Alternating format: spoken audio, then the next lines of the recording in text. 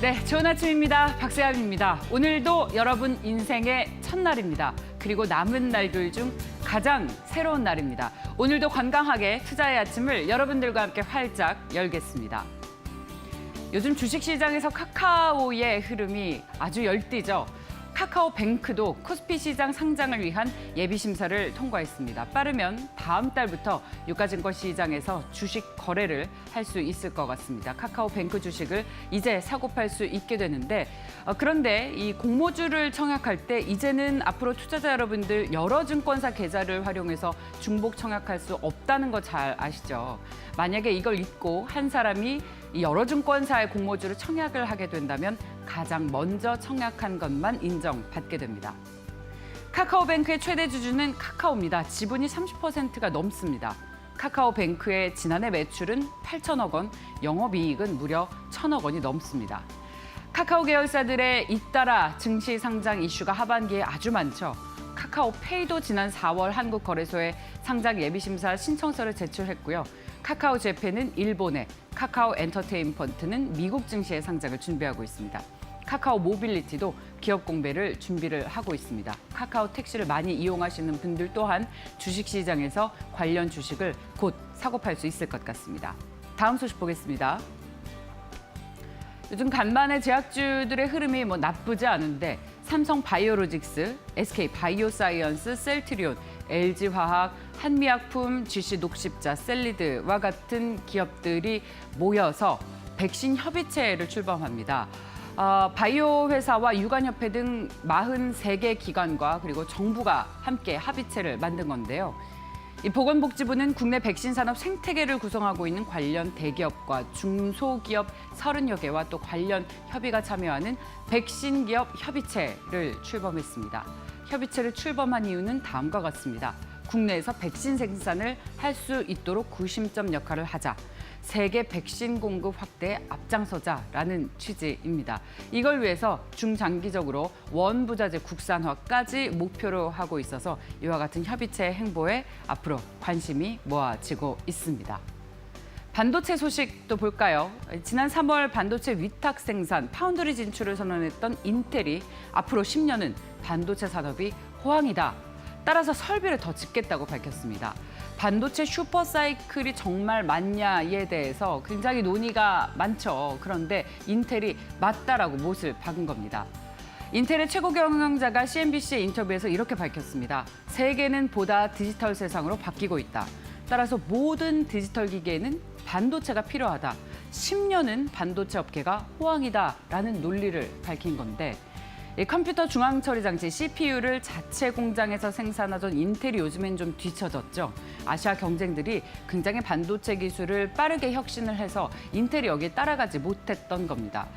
그래서 최근에 인텔이 뽑은 칼은 지난 3월 발표에서 200억 달러, 우리 돈으로 약 22조 원을 들여서 미국의 반도체 공장을 신설하고 위탁 생산을 통해서 반도체 생산 능력을 개선하겠다고 밝혔습니다. 여기에 또 다른 핵심 반도체 기업인 퀄컴의 CEO도 인텔은 컴퓨터를 주도하고 퀄컴은 통신을 주도하고 컴퓨터와 통신이 만나면 새로운 기회가 많다. 두 기업이 협력할 기회가 많다라면서 인텔의 이 반도체 업황 10년 호황설에 힘을 보탰고 두 회사의 앞으로의 시너지도 어떤 새로운 뉴스가 나올 것이라는 기대감을 높이는 대목이었습니다. 자, 포스코 소식도 나와서 보겠습니다. 자, 철강주들이 최근 고점에서 좀 조정을 받고 있는데 7월 열연 강판 가격을 톤당 10만 원 인상한다고 밝혔습니다.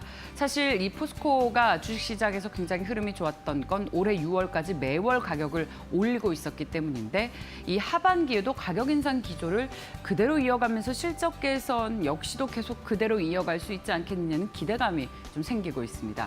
가격 인상의 배경은 여러분들 다 알고 계시는 것이지만 첫 번째는 높은 수준을 유지하고 있는 철강석 가격, 그리고 여기도 철강석 쇼티지죠. 세계 철강제 가격이 강세를 보이는 겁니다. 공급이 부족해서요. 그래서 5월 말에는 200달러 아래로 떨어졌던 철강석 가격이 최근에 다시 2주 연속 오르면서 210달러를 돌파했죠. 이 중국과 미국 등 세계 주요 시장의 철강제 가격이 요즘 다시 고공행진을 이어가고 있다는 점도 이 포스코의 가격 인상 방침에 영향을 줬습니다. 포스코는 올해 영업이익이 6조 원을 넘어섰습니다. 지난 2008년 이후 최대치를 기록할 수 있을지 관심이 모아지고 있습니다. FOMC 이후에 시장은 다시 실적 장세에 주목하고 있는 만큼 관련 소식이 나오는 것에 계속해서 주목을 해보십시오.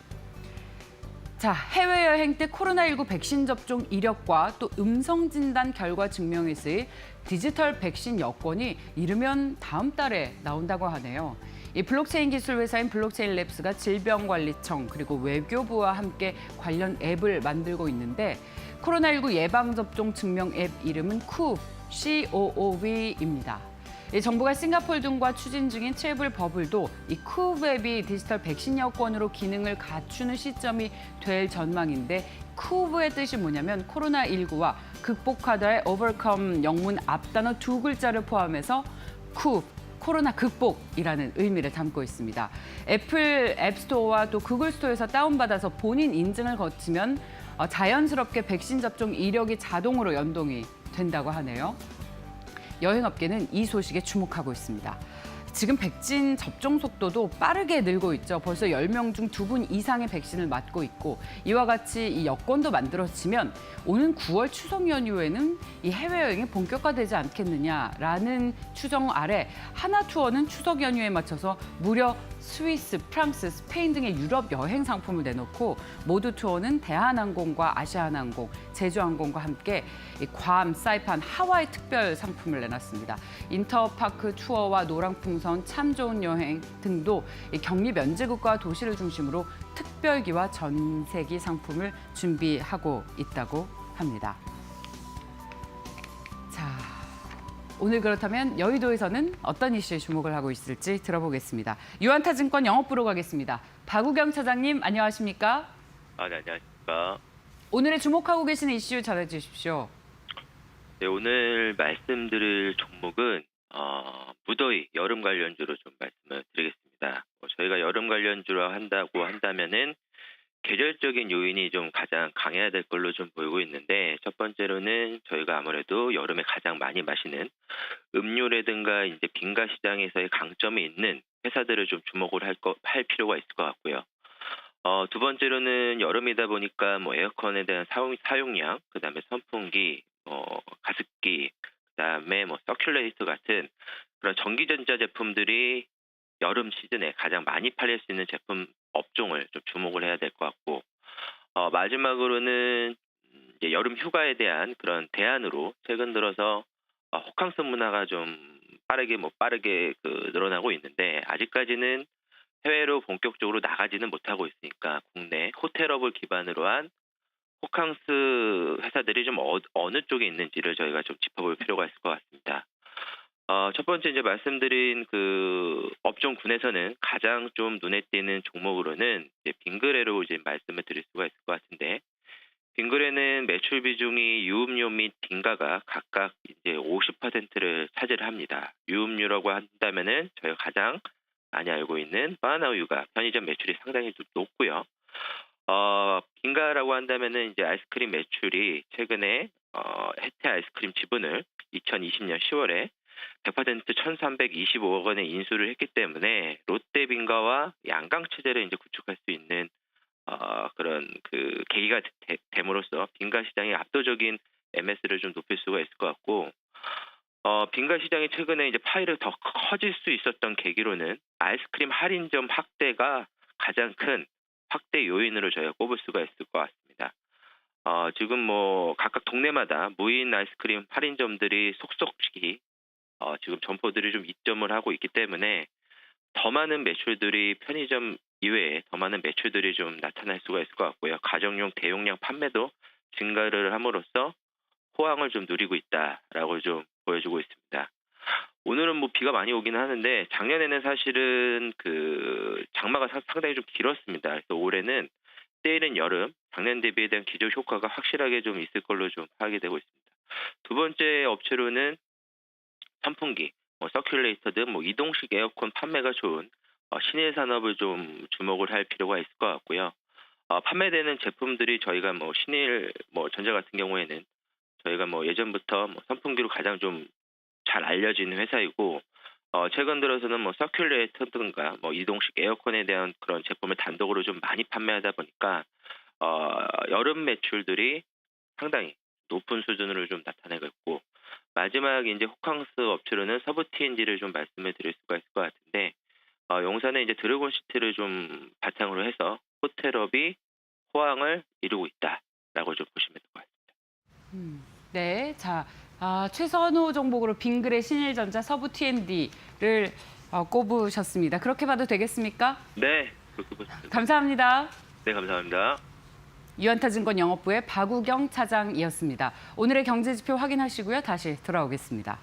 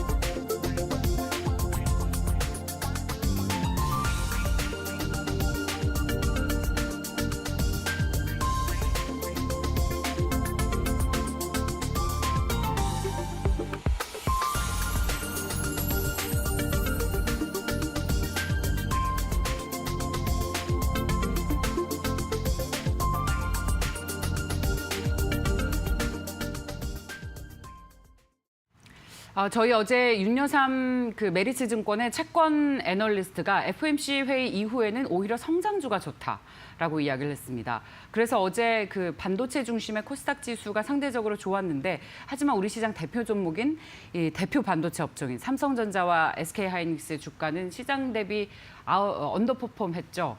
외국인과 기관 투자자들이 매도 우위로 대응을 했다고 합니다. 강민정 캐스터에게 보다 자세한 이야기 듣겠습니다. 어차피 주식할 거 행복하게 합시다. 굿모닝 바이앤셀 어제 수급 동향 점검해 보도록 하겠습니다.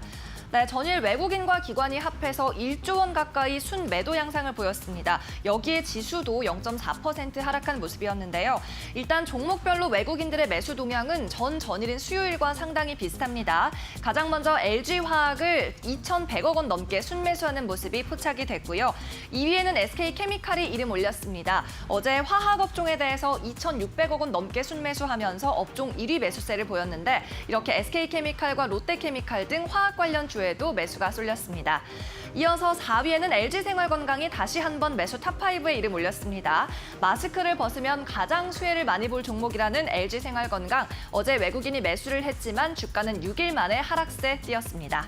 마지막으로 5위의 효성TNC 역시 어제에 이어서 매수했고요. 4거래일째 주가 상승하고 있습니다. 이어서 코스닥으로 넘어가 보도록 하겠습니다. 자, 에코프로비엠을 가장 많이 산 외국인들 그리고 기관도 마찬가지로 이 종목 가장 많이 담았습니다. 외국인은 270억 원대 매수 우위를 보였고요. 현재 6일째 이 두 투자 주체가 매수 이어가고 있는데 이 기간 동안 주가도 쑥쑥 올랐습니다. 6일 전인 지난 목요일에 17만 7천 원대를 기록하고 있었는데요. 어제 종가 기준 20만 3,500원까지 탄력 있는 모습으로 마감했네요. 자, 2위에는 오스템 임플란트가 이름 올렸습니다. 어제 치아 관련주 그리고 임플란트 테마 일제히 상승률 좋았습니다. 어제 183억 원 외국인들이 오스템 임플란트 매수했고요. 52주 신고가를 경신함과 동시에 시세도 6% 뛰었습니다. 3위에는 엔터주인 SM에 대한 매수세 이어갔습니다. 125억 원가량 매수하면서 상위 3위까지 100억 원 이상 매수한 흐름 확인이 됐습니다. 또 하나머티리얼즈와 PI 첨단 소재도 100억 원 이하이긴 하지만 4, 5위에 랭크됐네요. 계속해서 외국인이 매도한 종목도 확인해 보도록 하겠습니다. 자, 우리 시장에서 대장주인 삼성전자를 외국인도 기관도 가장 많이 매도했습니다. 외국인 홀로 이 종목 1,700억 원대 매도가 나왔고요. 외국인과 기관이 이렇게 동반 매도하면서 삼전 주가도 1.1% 급락했습니다. 여기에 따라 코스피 지수도 함께 출렁이는 모습 포착이 됐습니다. 또 코스피 반도체 투톱인 SK하이닉스도 어제 2% 넘게 내리면서 외국인의 매도 물량을 받아낸 모습이었네요. 그 가운데 2위에 위치한 SK이노베이션. SK이노베이션은 100% 자회사인 SK에너지가 이 전국 주유소의 자산을 매각하기로 결정을 했죠. 지난 15일에 이런 소식이 있은 뒤에 주가가 뛰었다가 어제는 외국인의 차익 실현 매물이 나온 모습입니다. 마지막으로 4, 5위에는 NC소프트와 현대차가 이름 올렸습니다. 계속해서는 코스닥으로 넘어가 보도록 하겠습니다. 네, 외국인들 코스닥에서는 일제히 제약업체 주식을 매도한 흐름이 가장 특징적이었습니다. 또 이 종목들 공매도 순위도 대체적으로 높은 모습이었는데요.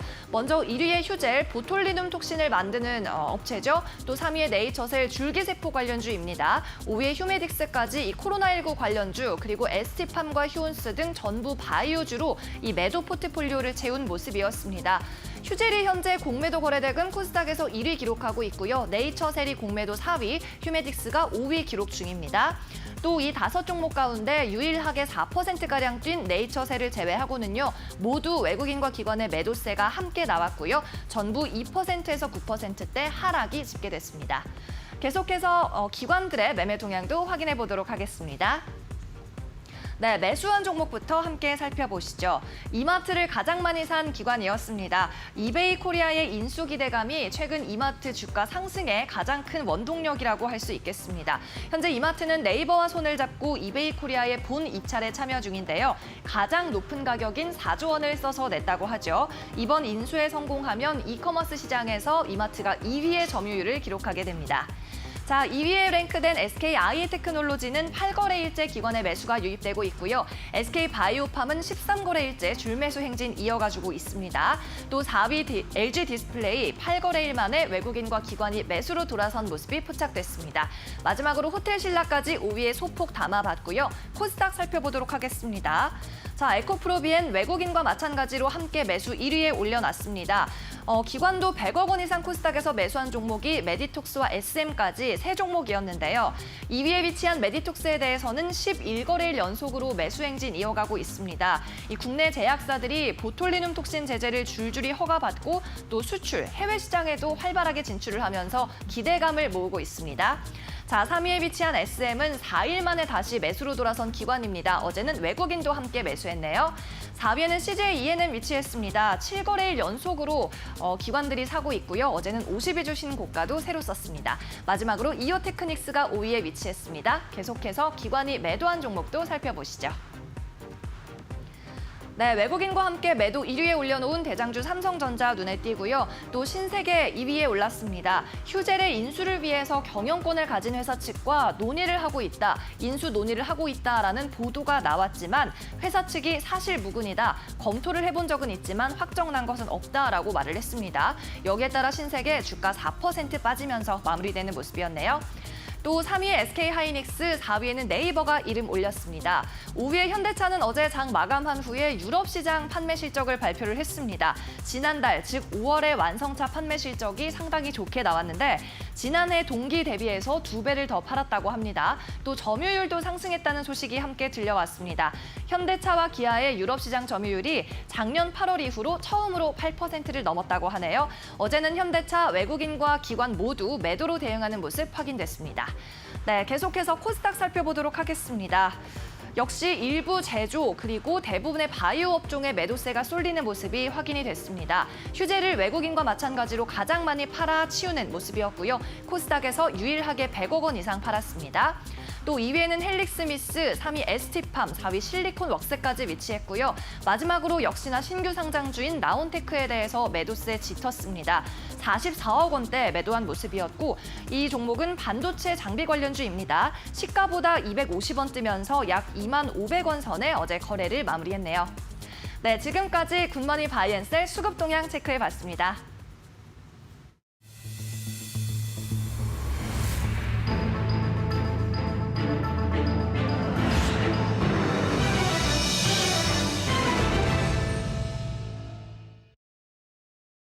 네, 전문가들은 오늘 아침 공략주는 무엇을 보고 있을지 오늘은 메리츠증권 광남금융센터로 가겠습니다. 황혜수 차장님 안녕하십니까? 네, 안녕하세요. 오늘 어떤 종목을 보고 계십니까? 오늘은 네이버를 말씀을 드리겠습니다. 네. 네이버 같은 경우는 그 어떤 최근 카카오와의 그 시총 3위를 앞다투는 종목인데요. 대표적인 인터넷 종목으로서 네이버 같은 경우는 카카오와 올해 같은 경우를 살펴봤을 때 카카오보다는 약간 주가 상승률이 적은 확연하게 조금 다른 모습을 보여주고 있는 상황입니다. 이는 어떤 매출 성장에 대한 그 증가율과 어떤 성장 모멘텀은 높은 평가를 받고 있지만 여러 가지 비용, 마케팅 비용이라든지 인력 관련된 비용으로 인해서 영업 비용이 매출도 증가하지만 영업 비용도 증가함에 따른 어떤 그 영업이 증가 폭이 둔화되기 때문인데요. 하지만 하반기로 갈수록 그리고 내년 그 상반기부터는 이런 영업 비용이 감소되고 둔화될 것으로 기대가 되고 있기 때문에 그동안 상대적으로 못 올랐던 주가 부분이 이제는 조금 더 탄력을 받고 상승할 수 있는 여력이 높다라는 점을 말씀을 드리겠습니다. 현재 그 이커머스 부분, 쇼핑 부분도 굉장히 저평가를 받고 있는 부분이고 자회사인 웹툰이라든지 최근 또 성장 동력이라고 할 수 있는 그 메타버스 부분, 그 메타버스 관련된 제페토 사업 부분이 현재 저평가를 받고 있는 부분이기 때문에 이런 그 영업 비용이 둔화되는 하반기를 그 매수하는 시점으로 보시면서 접근하시는 것이 유효하겠다 이렇게 말씀을 드리겠습니다. 네. 자, 네이버의 앞으로의 성장성, 미래 가치에 대해서 많은 분들 공감하고 계실 겁니다. 근데 저희 이 투자자 입장에서 궁금한 것은 왜 이 시점에서 네이버를 소개를 해 주셨는지입니다. 주식도 사랑도 사업도 타이밍 아니겠습니까? 네, 그렇습니다. 올라갈 타이밍입니까? 카카오가 굉장히 최근에 주가 상승 랠리가 강하게 나타나고 있는 모습인데요. 이는 어떤 자회사의 그 상장에 따른 그 가치 재평가가 강하게 나타나고 있는 부분이고 최근에 있었던 그런 FOMC에서의 그 금리 관련된 그리고 인플레이션 관련된 이슈 이후에 기술주들에 대한 다시 한번 부각이 받고 있는 상황인데요. 카카오도 물론 추가적인 상승 여력이 충분히 높은 종목이지만 비교했을 때 네이버가 주가가 많이 상승하지 못했었던 이유는 말씀드린 대로 영업 비용이 증가하는 것에 대한 우려감이 주가의 발목을 잡았다라고 볼 수가 있겠는데 하반기로 갈수록 이런 영업 비용의 증가세가 둔화될 가능성이 굉장히 높고 그렇게 된다면 그동안 오르지 못했었던 부분에 그 상승할 수 있는 룸이 더 높을 수 있다 이렇게 말씀을 드리겠습니다. 네, 알겠습니다. 자, 네이버가 최근에 어떻게 보면 박스권에 갇혀 있었고 지금 그 상단 부분까지 왔는데 하반기에는 추가 상승 동력을 얻을 수 있길 바랍니다. 차장님 말씀 감사합니다. 감사합니다. 자, 최근에 그 현대차를 공략주로 가지고 나오셨었기 때문에 물론 그 이건희 차장이었습니다만 같은 그 회사에 굉장히 솔깃했었는데 오늘은 또 네이버를 소개를 해주셨습니다. 한번 관심 있게 보시기 바랍니다. 자, 신 소장의 시그널로 이어가겠습니다. 화면으로 오늘의 주제 보겠습니다.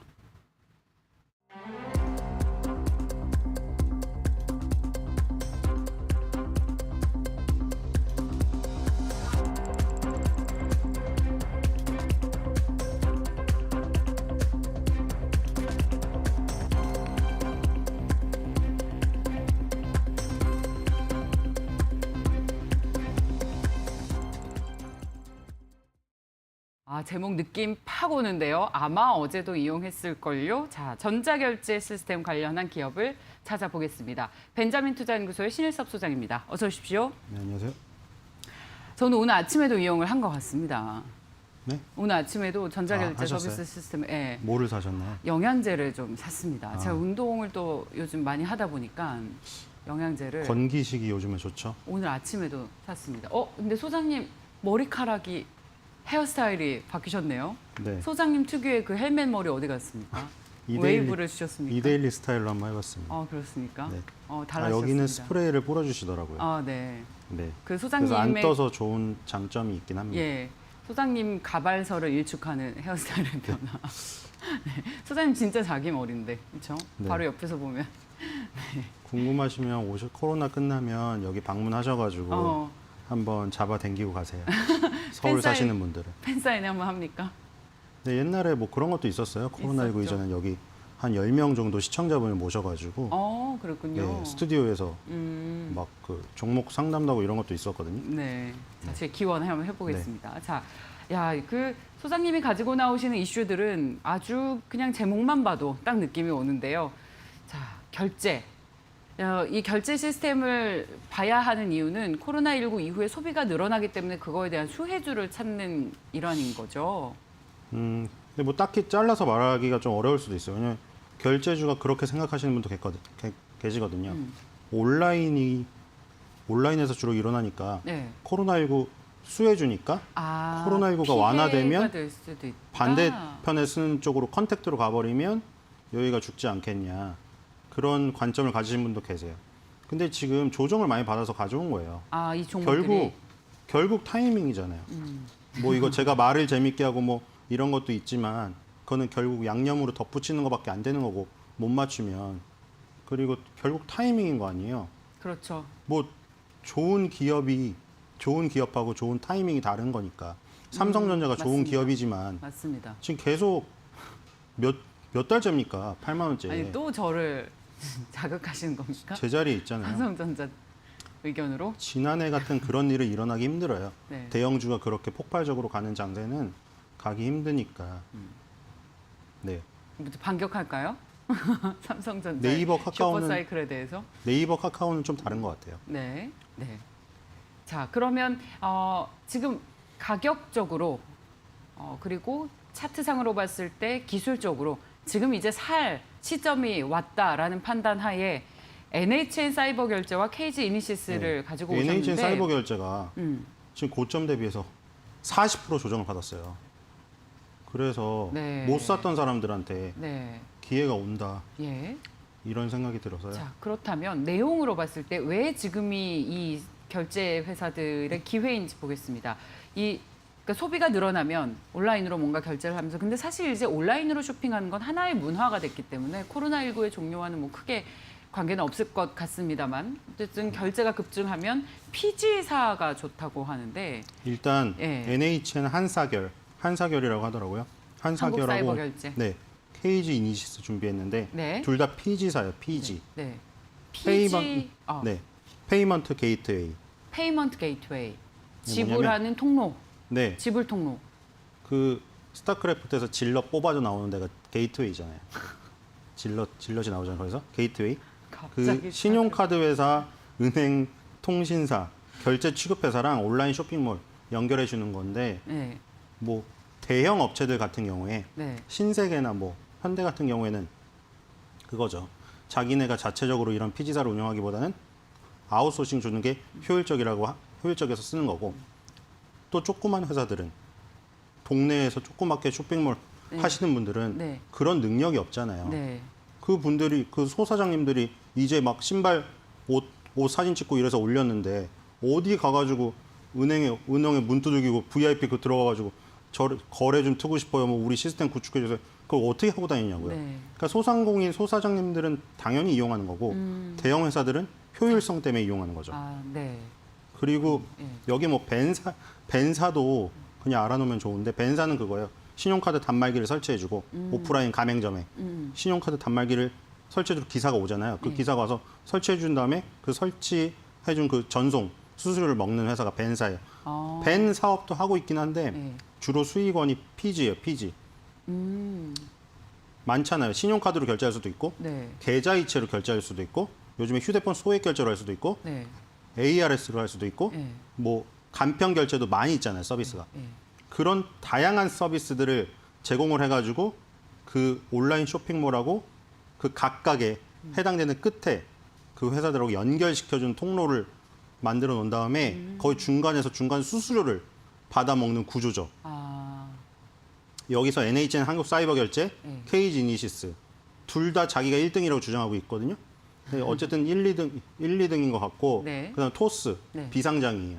네. LG U+가 하던 예. PG 사업을 바바퍼플리카라고 지금 비상장에서 상장 준비장에 놨잖아요. 맞습니다. 예. 토스가 너무 잘 나가서 예. 그 회사가 토스 PG사를 만들었어요. 그래서 이 세 개사가 70%를 차지하고 있는 독과점, 과점 시장이에요. 과점 시장. 이른바 시스템을 갖춘 뭐 플랫폼 회사, 결제 플랫폼 회사라고 봐도 무방할 것 같아요. 정말 미래는 이 플랫폼 사업을 해야 되는 것 같습니다. 네. 계속 시스템이 돈을 벌어주잖아요. 카카오 보세요. 진짜요. 카카오 활용해가지고 다 하고 있잖아요, 지금. 네. 모든 거를. 그러니까 플랫폼을 하나 갖추면 그런 것 같습니다. 신 소장께서도 지금의 이 막강한 팬덤, 7억만 명의 팬덤을 바탕으로 뭔가 하나의 신 소장이라는 플랫폼이 되실 것 같은데. 네. 그럼 좋겠네요. 자, 그래서 어떤 업체들이 수혜를 받는지 본격적으로 보겠습니다. 1등 기업으로 볼 수 있는 NHN 일단 한국사이버결제. 네, 한국 어떤 사이버 결제가 고객사 보면 들어가 보시면 나오는데 네. 쿠팡, 티몬, 위메프, 배달의 민족, 요기요, 애플 스토어인데 애플의 토어라고 됐네요. 애플 스토어. 애플 스토어, 테슬라 모터스 뭐 이런 어, 거 있어요. 근데 다 있네요. 다 있는데 여기서 다 있어요. 예. 수수료를 많이 받아 챙기는 거는 예. 이렇게 생각하시면 돼요. 예. 중소규모, 예. 대규모에서 많이 받을 것 같죠. 대기업에. 중소기업이 더 비싸요. 왜요? 대기업은 규모의 경제가 있기 때문에 협상력도 우위에 있고 수수료를 싸게 받아요. 근데 중소 상점들은 더 비싸게 받아요. 얘네들이 한국 사이버 결제 같은 PG사들이. 그리고 해외 결제일수록 구축하는 시스템이 더 고난이도고 그 전송하는 그 루트가 더 복잡하기 때문에 더 많이 받아요.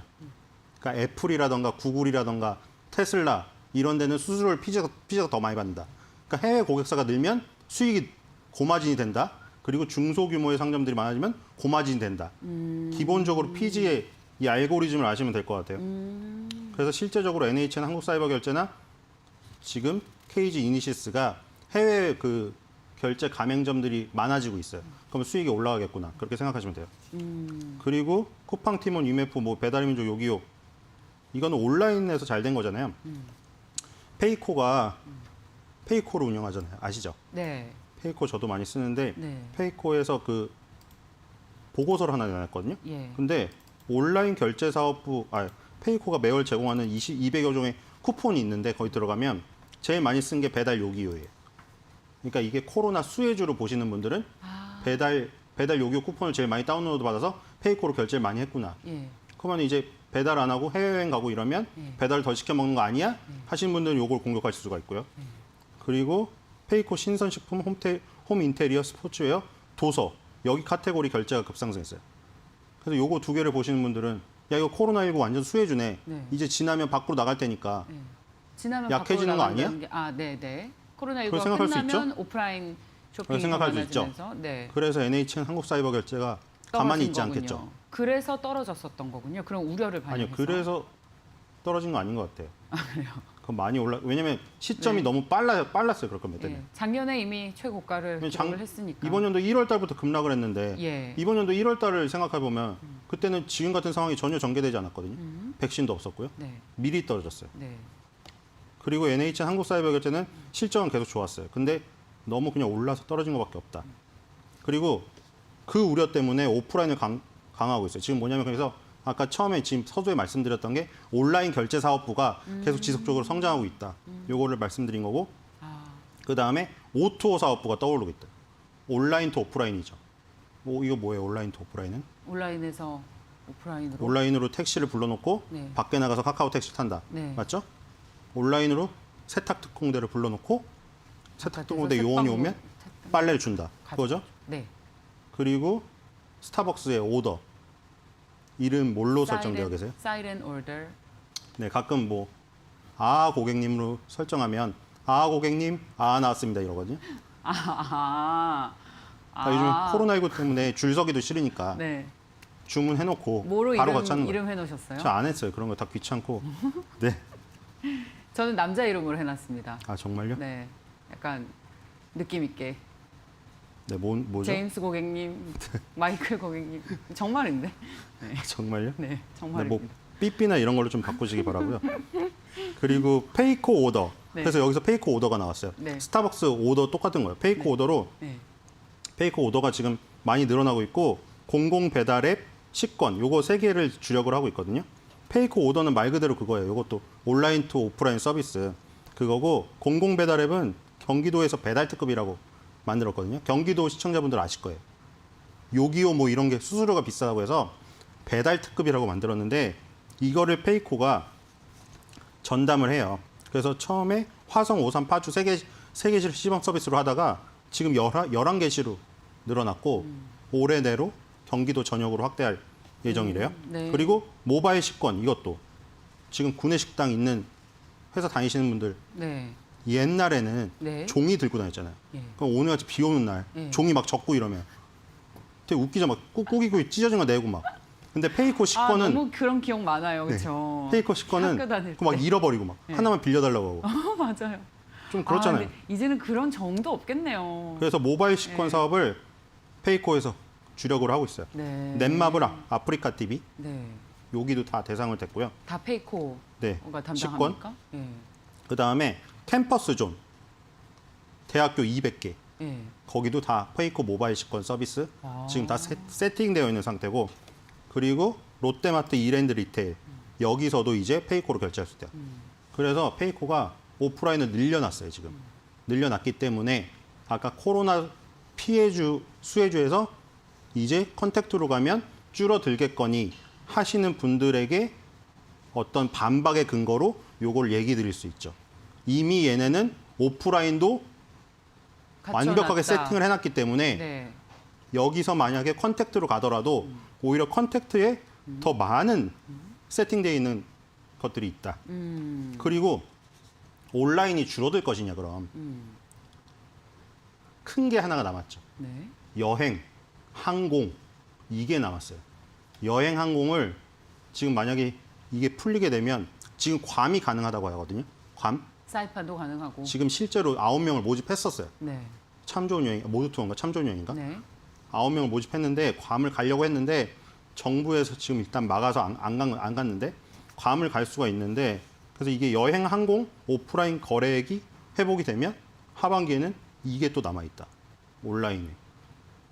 그러니까 다 온라인으로 결제하니까. 네. 온라인 결제라고 해서 얘네가 코로나 19가 지나면 별로 안 좋은 거 아니야?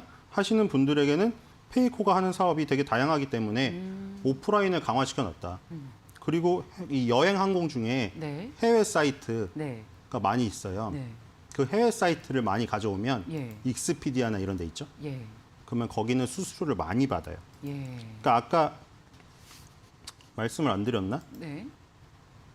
여기 안 해놨네요. 제가 써놨었는데 없어졌어요.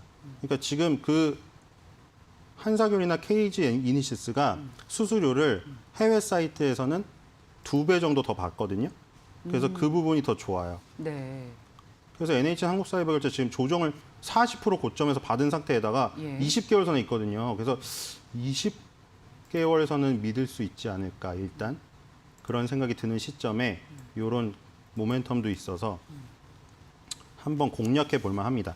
그리고 지금 네이버나 카카오나 예. 신세계나 지금 전쟁이 벌어지고 있잖아요. 그쵸. 쿠팡하고 이커머스 시장의 전쟁이죠. 그렇죠? 이커머스 전쟁이죠. 예. 이 전쟁이 폭발하게 되면 결국 어떻게 되냐면 새벽 배송, 반나절 배송 뛰어넘어서 2시간 배송이 나왔어요, 지금.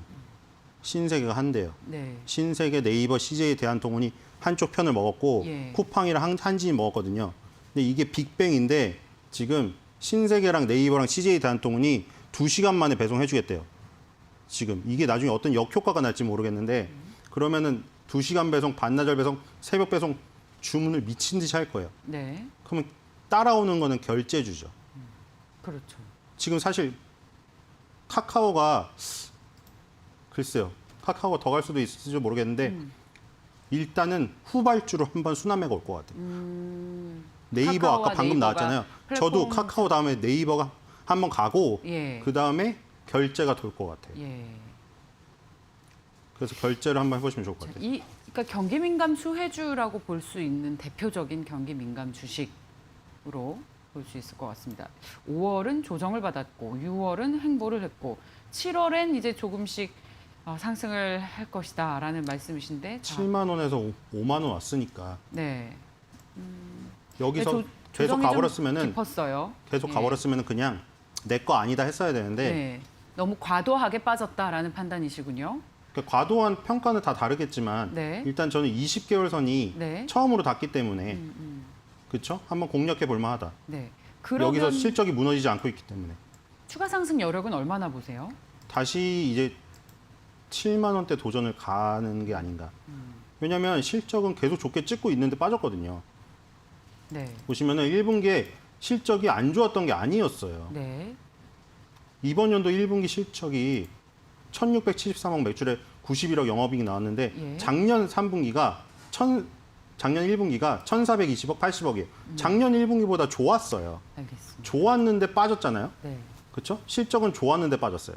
근데 하반기에는 오프라인이 기대가 되고 여행, 항공, 온라인이 또 남아 있다. 네. 그래서 이 빠진 게 기회가 될 가능성이 있다. 그리고 성장주로 다시 뭐 매기가 좀 오는 감이 없지 않잖아요. 예. 지금 조선, 철강, 해운 이런 게 약간 흔들리고 있잖아요. 지금 그 반사 이익도 있죠. 지금 네. 맞죠? 약간 데칼코마니 생각하시면 돼요. 성장주가 이게 먼저 빠졌을 때 NH 한국사이버결제 같은 게 40% 조정받을 때 조선, 철강 날라갔잖아요. 네. 그 다음에 다시 그러니까 이게 한쪽 항상 균형을 맞추면서 지금 가요 이게 몰면 안 돼요. 지금 보니까 성장주니 민감주를 막 VS 개념으로 해가지고 하나를 선택해가지고 거기서 승부를 걸어버리면은 이 사이클이 바뀌어버리면 그게 충돌이 일어나요. 그래서 양쪽을 균형 있게 봐야겠다 이런 생각이 듭니다. 네. 그리고 KG 이니시스도 할까요? 자, 네, 예, 그 NHN 한국 사이버 결제는 사실 쿠팡이 아주 큰 고객사이기 때문에 이제 쿠팡에서 발생한 이천 물류센터의 화재 이슈가 단기적으로는 좀 부담이 될 수도 있을 것 같습니다. 그런 뉴스도 염두에 두고 좀 투자하시는 게 좋을 것 같고요. KG 이니시스 보겠습니다. KG 이니시스는 뭐가 특이하냐면 일단 해외 고객사가 많아서 장점이에요. 넷플릭스, 애플 스토어 이게 KG 이니시스의 가맹점인데 다 해외 회사이기 때문에 수수료를 많이 받아요. 피지사인데 네. 해외 고객사가 많으면 수수료를 많이 받게 돼 있어요. 그리고 디즈니 플러스 같은 게 들어올 거 아니에요? 그러면은 디즈니 플러스 입장에서는 이런 거죠. 넷플릭스랑 거래하고 계세요? 아, 그럼 시스템이 안정적이겠네요. 그래서 이 레퍼런스가 중요한 거예요.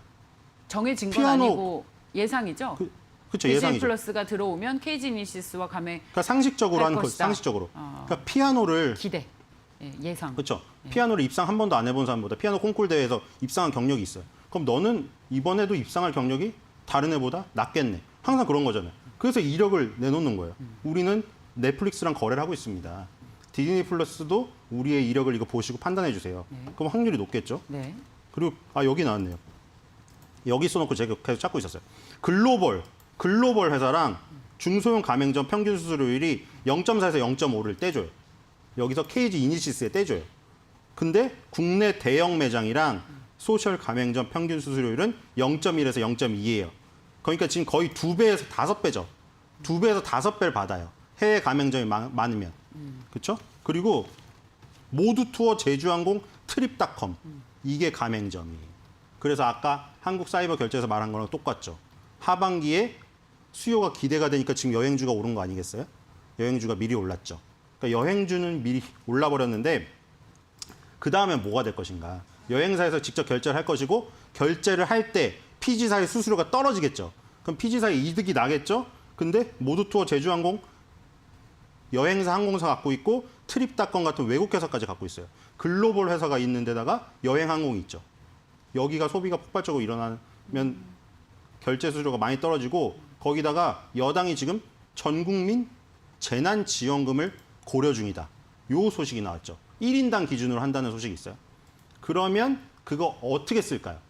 대부분 신용카드, 계좌이체, ARS 그걸로 결제할 거고 그럼 KGNS, 한사결, 토스 70% 차지하고 있는데 거기서 다 나눠 먹는 거죠.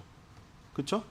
그런 것까지 생각해 보면은 결제주는 지금 좋다. 근데 KG 이니시스도 작년 고점 7월 달에 비해서 25,000원을 갔다가 18,000원까지 떨어뜨려 놨어요, 지금.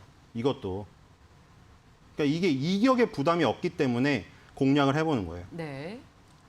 물론 어제 골프주 같은 경우에는 이격이 올라갔음에도 불타기를 해서 가는 거고 예, 이거는 불타기. 이격의 부담을 줄여놓은 상태에서 어떤 균형, 성장주와 민감주의 균형을 맞추는 그런 것까지 고려해서 해보는 거예요. 네. 골프는 요즘에 불타기를 하는 데가 많다고 하더라고요. 그러니까 많이 올랐지만 또 오른다. 예를 들어 달리는 말이 올랐다는 KB 뭐 그런, 자산운용이 그런 KB 개념이죠. 자산운용이 그걸로 떴거든요. KB 자산운용이 처음에 네. KB 국민은행에서 창구에서 열심히 팔았어요. 네. 처음에 인지도가 낮기 때문에. 네. 근데 뭘로 떴냐면 중소형 성장주를 공략해서 KB 자산운용이 떴어요.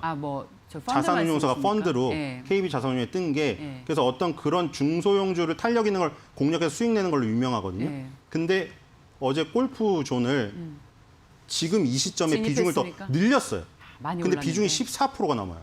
와, 진짜 그러니까 요즘에 펀드의 한 종목에 10% 넘는다는 것은 그러니까 두 가지예요. 불타기를 해서 물타기가 아니라 불타기를 해서 불타기. 활활 타오르는 불을 한 번 더 먹는 게 그것도 한쪽의 유행이고 달리는 말에 올라타는 하나는 또 이런 거. 성장성은 좋고 실적이 찍혔는데도 주가는 빠졌어요. 많이 안 오른 것. 그래서 이격이 줄어든 상태에서 네이버나 카카오 같은 회사들이 잘 나가는 게 찍혀 있는 상태에서 밑단에서 떨어질 수 있는 것들. 네이버, 카카오가 실적을 좋게 찍었는데 밑단에서 네. 이건 좀 숨어 있는 거잖아요. 피지사는 중간에 숨어 있는 건데 결제 수수료로 떨어뜨릴 수 있는 거. 네. 낙수 효과를 기대할 수 있는 거를 네. 공략하는 거 두 가지예요. 알겠습니다. 예. 어쨌든 요즘 이제 신세계가 네이버와 합작해서 물론 네이버가 이제 더 이상 신세계와 함께 이베이 코리아 인수전에 참여하지 않겠다는 뉴스도 나오긴 했습니다만 앞으로 이렇게 이커머스 시장이 커지고 경쟁이 더 과열될수록 이런 결제 시스템 회사들은 분명히 톡톡히 수혜를 볼 것 같습니다. 두 회사 중에 어떤 회사가 더 매력이 있어 보이세요? 네, 일단은 NH 한국사회결제의 네. 비중이 좀 마음이 실리고요. 네. 왜냐하면 이 오토 서비스나 이런 것들 있잖아요. 예. 요즘 많이 하잖아요. 오토 서비스 많이 하잖아요. 제가 아까 뭐 세탁 특공대니 맞습니다. 카카오 택시니 이런 거 얘기한 것도 네. 제가 이용해 봤기 때문인데 그게 엄청나게 늘어나고 있어요. 그러니까 오프라인에서 예. 오프라인의 시장이 엄청 커지고 있어요. 모바일 식권도 그렇고 이제 더 이상 종이 식권 안 쓸 거고요. 그리고 오토 서비스 늘어날 거고 여행 항공은 무조건 좋아질 거고 페이코라는 게 페이코를 이용해 보셨으면 아시겠지만 아까 카카오가 하는 대로 그대로 하고 있어요. 페이코가 잘 되니까 거기서 뭐라고 있냐면 페이코에서 쿠폰 선물하기, 페이코에서 나오는 정기 적금, 네. 페이코에서 연관된 증권사 펀드, 네. 카카오의 모델을 그대로 따라하고 있어요. 네. 페이코의 플랫폼에 사람들을 가둬놓은 다음에 네. 거기다가 서비스를 하나씩 얻는 거예요. 네. 카카오처럼. 그래서 한 개 서비스 하던 거를 10개, 20개 막 다 얻는 거예요. 근데도 부담이 없죠. 그러니까 아예 우리가 스팸처럼 쏘면 부담이 나요. 맞죠? 네. 펀드 가입하세요. 예금 가입해서 하면 부담이 돼요. 근데 페이코의 좋은 이미지를 갖고 있는 사람은 얹으면 이거 좋은 정보네요. 이게 좋은 정보네요. 사람이 이렇게 돼요. 네, 알겠습니다. 그래서 그 모델이 너무 센 것 같아서 네. NHN 한사결이 좋은 것 같습니다. 네. 저희도 신소장이라는 플랫폼을 통해서 게이트웨이를 통해서 굉장히 많은 콘텐츠를 제공받고 있어서 늘 감사하게 생각하고 있습니다, 소장님. 네, 오늘도 고생 많이 하셨고요. 감사합니다. 네.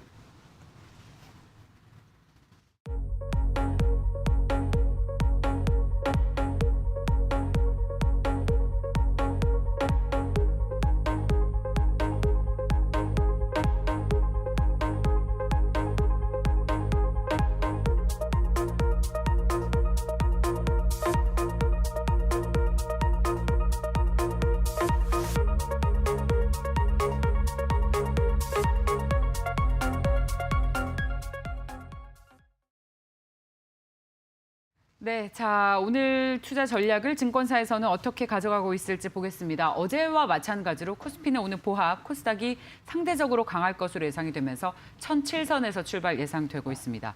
5인의 투자 전략 보겠습니다.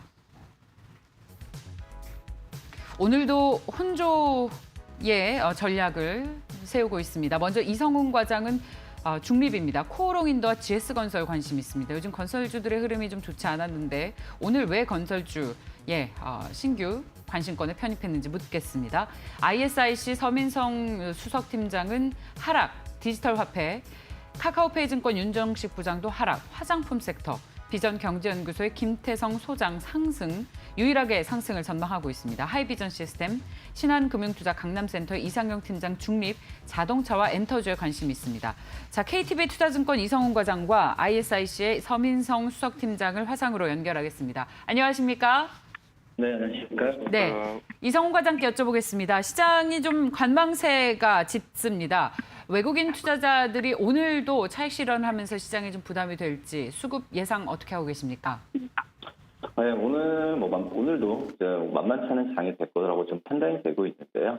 하지만 중요한 부분은 이 하방 지지에 대한 부분은 강하다라고 좀 생각이 되고 있습니다. 외국인들 수급이 어떤 일관성이 없긴 하지만 어떤 테이퍼링이나 금리 인상 여러 가지 이슈 부분 같은 경우는 시장에 이미 선 반영이 됐다라고 좀 판단이 되고 있고요. 오히려 달러 강세나 여러 가지 이런 부분을 제외로 하면은 시장에 대한 펀더멘털에 대한 자신감은 계속 일어나지 않을까라고 생각이 되고 있습니다.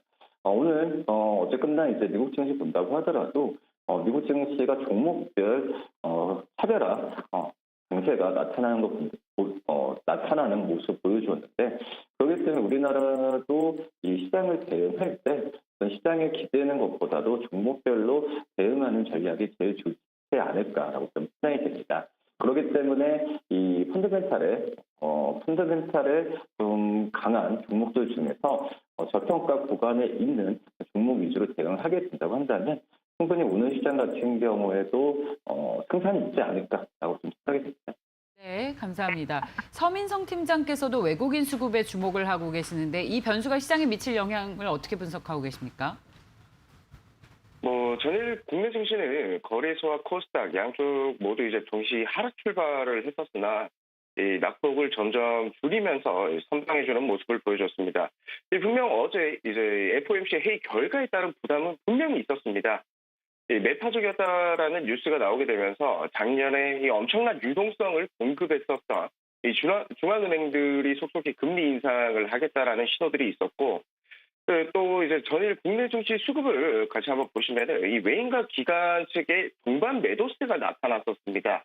이 개인들이 FOMC 회의 결과로 인한 충격을 그대로 흡수하는 모습을 보여주고 했으나 외국인들이 IT 업종과 이 반도체 업종 같은 기술주에 이 매수를 하는 모습을 보여주었기 때문에 주요 메이저들의 투자 전략은 오늘이 조금 지나봐야 이제 조금 더 세밀히 좀 알아봐질 것으로 판단은 됩니다. 사실상 FOMC 그렇기 때문에 이 외국인들의 수급 이러한 부분들이 조금 받쳐주어야 앞으로 다가올 시장이 국내 증시의 안정화가 될 것이라고 판단되고 있습니다. 네, 자, 두 분 다 외국인 수급에 주목을 하고 계신다는 의견이었습니다. 자, 계속해서 이성훈 과장께 여쭤보겠습니다. 오늘의 관심주가 코오롱인더와 GS건설인데 특히 최근 건설주가 좀 고점에서 빠진 상황에서 이 시점에서 관련 주식을 추천하는 이유가 궁금한데 어떨까요? 어떤 내용입니까? 네, 우선 1분기 때도 그렇고 GS건설뿐만 아니라 건설업종이 다른 업종에 대비해서 올 상반기 때 좀 약간 소외된 감은 좀 있었다라고 좀 볼 수 있겠고 국내 어떤 시장이나 이런 부분에 있어서 분양이나 여러 가지 면에서 약간 좀 생각보다 아쉬운 결과가 나왔다라고 볼 수 있겠는데 하지만 지금 GS건설 역시 우리나라 그 대표 브랜드죠. 1위 브랜드라고 할 수 있겠는데 자이에 대한 어떤 주택에 대한 그 분양이나 부분이 1분기 대비해서 2분기 때는 2배 이상 늘어날 가능성이 좀 크다라고 좀 볼 수 있겠고요. 그렇기 때문에 그 건설 기업들을 본다고 한다면 이 해외 쪽보다는 국내 주택 쪽에서의 마진이 많이 남는 구조로 봤을 때 그래도 우리 국내 주택시장 쪽에서의 강자라고 할 수 있는 GS건설이 1분기를 좀 저점으로 2분기 때에 주가에 대한 실적과 주가가 모두 반등할 가능성이 좀 크지 않을까라고 판단되고 있습니다. 특히 저희 GS건설 같은 경우에는 이 국내 내수 쪽에 집중이 돼 있다라고 인식을 많이 하지만 해외 수주를 본다고 하더라도 지금 올해 목표 수주를 할 수 있는 5조 이상이 충분히 달성할 것으로 판단되고 있고요. 이 5조 이상의 작년에 GS건설이 이 2조 중반대 수주를 보였던 걸 본다고 한다면 이 GS건설의 올해 해외 수주에 대한 부분에 있어서 오만 호주 쪽에서 프로젝트를 보면 충분히 가능 5조 이상은 가능하지 않을까라고 좀 판단이 되고 있습니다. 코오롱인더 같은 경우에도 이 화학업체로 좀 많이 알고 있으시지만 이 코오롱인더 같은 경우에는 이 패션 쪽이죠. 이 코오롱 스포츠를 기반으로 한 이 패션 쪽에서의 성장세가 눈에 띄게 좀 나타나주고 있습니다. 골프웨어를 비롯한 20, 30세대를 겨냥한 매출 부분이 크게 늘어나고 있고요. 온라인 판매도 늘어나는 걸 본다고 한다면 이 코오롱 스포츠가 이제 코오롱인더의 어떤 매출의 핵심이지 않을까라고 판단되면서 서두 말씀드렸듯이 이 저평가 매수 관점은 오늘 가져야 된다라고 말씀을 드렸는데 이 GS건설과 코오롱인더를 중장기적인 전망으로 매수를 담는 전략을 갖고 가는 게 오늘 시장에서는 좀 필요하지 않나 이렇게 보입니다. 네, 감사합니다. 코오롱인더와 GS건설에 관심을 가지고 있다는 의견이시고 서민성 팀장께서는 디지털 화폐 관련주에 주목을 하고 계십니다. 특별히 또 어떤 종목 보고 계십니까? 네, 제가 관심 있게 보고 있는 이제 종목 같은 경우에는 키오스크입니다. 이 디지털 화폐의 대장주라 불리실 수 있는 종목인데요. 이 동사는 이제 우선 금융 단말기와 자동화 기기, 키오스크 시스템 등을 이제 제작하며 판매하는 기업입니다. 우선 지금 최근에 이 디지털 화폐를 보셔야 하는 가장 큰 이유는 여태까지 사실 이 미국에서는 크게 관심은 없었습니다. 관망하는 자세를 보이고 있었는데 최근에 중국 쪽에서의 이제 이슈로 미중 갈등과 이러한 디지털 화폐, 기준금 이러한 부분에 대해서 이제 미국 또한 적극적으로 이 디지털 화폐를 관심 있게 보고 있는데요. 그렇기 때문에 이 시장의 크기가 더욱더 커질 수밖에 없는 이유는 이 기준화폐를 가지고 있는 나라 자체에서 움직임이 나타나고 있기 때문에 굉장히 크게 보실 수가 있겠습니다. 또 국내 또한 한은에서 8월 달에는 모의 실험을 할 예정이기 때문에 국내 우리나라뿐만이 아니라 이러한 강대국들의 움직임이 나타나고 있기 때문에 이러한 흐름들이 조금 강하게 나타날 것으로 보고 있습니다. 이와 관련된 부분들은 사실 비트코인 쪽까지 연관될 수밖에 없는 부분이다 보니까 시장에서는 굉장히 민감하게 받아들일 수밖에 없는 재료이지 않을까.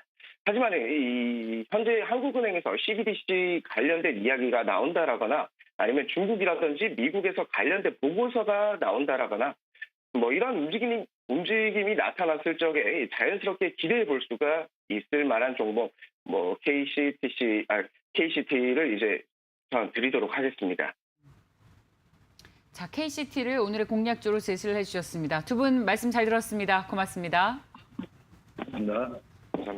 네, 코스피는 0.1%의 상승으로 3,270 출발 예상되고 있고 코스닥은 여전히 1,000선 위에서 오늘 시작할 것으로 예상이 되고 있습니다. 동시효과 예상 체결 지수를 오늘도 최효운 캐스터가 전해드리겠습니다. 네, 오늘의 예상 체결과 함께 알아보도록 하겠습니다. 간밤 뉴욕 증시 3대 지수 혼조 흐름으로 거래를 마감했습니다. 나스닥 지수만이 0.7%의 상승 흐름으로 거래를 마쳤는데요. 반면에 달러 인덱스가 다시 한번 92포인트까지 진입되면서 원자재 시장이 크게 빠졌습니다. 금, 은, 팔라듐 그리고 농산물 가격까지 급락세를 나타냈는데 오늘 우리 증시에서 관련 종목들의 흐름 잘 체크를 해보셔야겠습니다. 오늘 우리 증시 보합권에서 출발할 것으로 보여집니다. 코스피는 0.19%, 3,271선 출발 집계되고 있는 상황이고 코스닥은 일명 1000스닥으로 오늘 시작할 것으로 보여집니다. 1007포인트에서 시작할 것으로 보여지고 있습니다. 시가총액 상위 종목들의 흐름 함께 만나보시죠. 네, 어제 삼성전자가 81,000원이 깨졌습니다. 오늘은 강보합권 81,000원대를 다시 회복하면서 81,100원대까지 탄력받으면서 시작할 것으로 보여집니다. 특히나 삼성전자 어제 시장에서 81,000원이 깨지긴 했지만 21선을 상회하면서 이 지지 라인을 조금씩 높여가고 있는 분위기입니다. 그리고 SK하이닉스 오늘 0.79%의 상승 출발 예상되고 있는데 127,500원대 현재 집계되고 있는 상황이고요. 이 카카오가 다시 한번 4위권에서 3위권까지 진입됐습니다. 오늘 다시 한번 강할 것으로 보여지는데 1% 넘는 상승 출발 예상되고 있습니다. 카카오티가요, 이 플랫폼 중개 사업자로 등록이 됐다라는 뉴스가 오늘 아침에 나왔고 이 카카오뱅크의 IPO도 계속해서 순항 중입니다. 이와 함께 오늘 힘 받을 것으로 보여지고요. 네이버 강보합 출발 예상되고 있고 우선주도 0.5%의 상승 출발 예상됩니다. 6위부터 10위까지 함께 만나보시죠. 네, 1위부터 5위까지 모두 상승 출발 예상되고 있는 가운데 6위부터 10위까지 기아를 제외하고는 역시나 오늘 시장 강합니다. 삼성 SDI 1% 넘는 상승 출발 예상되고 있는데 오늘 이 장전에 리포트가 가장 많이 나온 종목이 바로 이 삼성 SDI였습니다. 이 삼성 SDI는 실적 방향성이 확고하다라는 의견이 나오고 있고 자동차 전지가 이익을 주도할 것이다라는 긍정적인 리포트 나오고 있습니다. 오늘 65만 7천원대에서 거래 출발할 것으로 보여지고요. 셀트리온 마찬가지로 0.7%의 상승 출발 예상되고 있네요. 27만 1,000원대까지 올라가면서 최근 깨졌던 27만 원대를 다시 회복할 것으로 보여집니다. 현대차 보합권 그리고 삼성 바이오로직스도 현재 보합 출발 예상되고 있습니다. 11위부터 15위까지도 함께 만나보시죠. 네, 11위부터 15위까지 간밤 시장에서 철광석 가격이 크게 빠졌습니다. 오늘 포스코 다시 한번 하락 출발이 예상되고 있는 상황인데 포스코 외국인이 최근 4거래일 동안 매도 포지션을 취하고 있습니다. 오늘 34만 원 선이 깨질 것으로 보여지네요. 34만 7,500원대 출발 예상되고 있고 현대모비스 약보합권 그리고 LG 생활건강이 1.98%의 이 강세 출발 예상되고 있습니다. 오늘 중국에서는 또 최대 쇼핑 이벤트가 진행이 된다고 하는데요. 오늘 화장품주들 종목들의 이 주가를 잘 체크를 해보셔야겠습니다. 코스닥 시장으로 함께 가보도록 하겠습니다.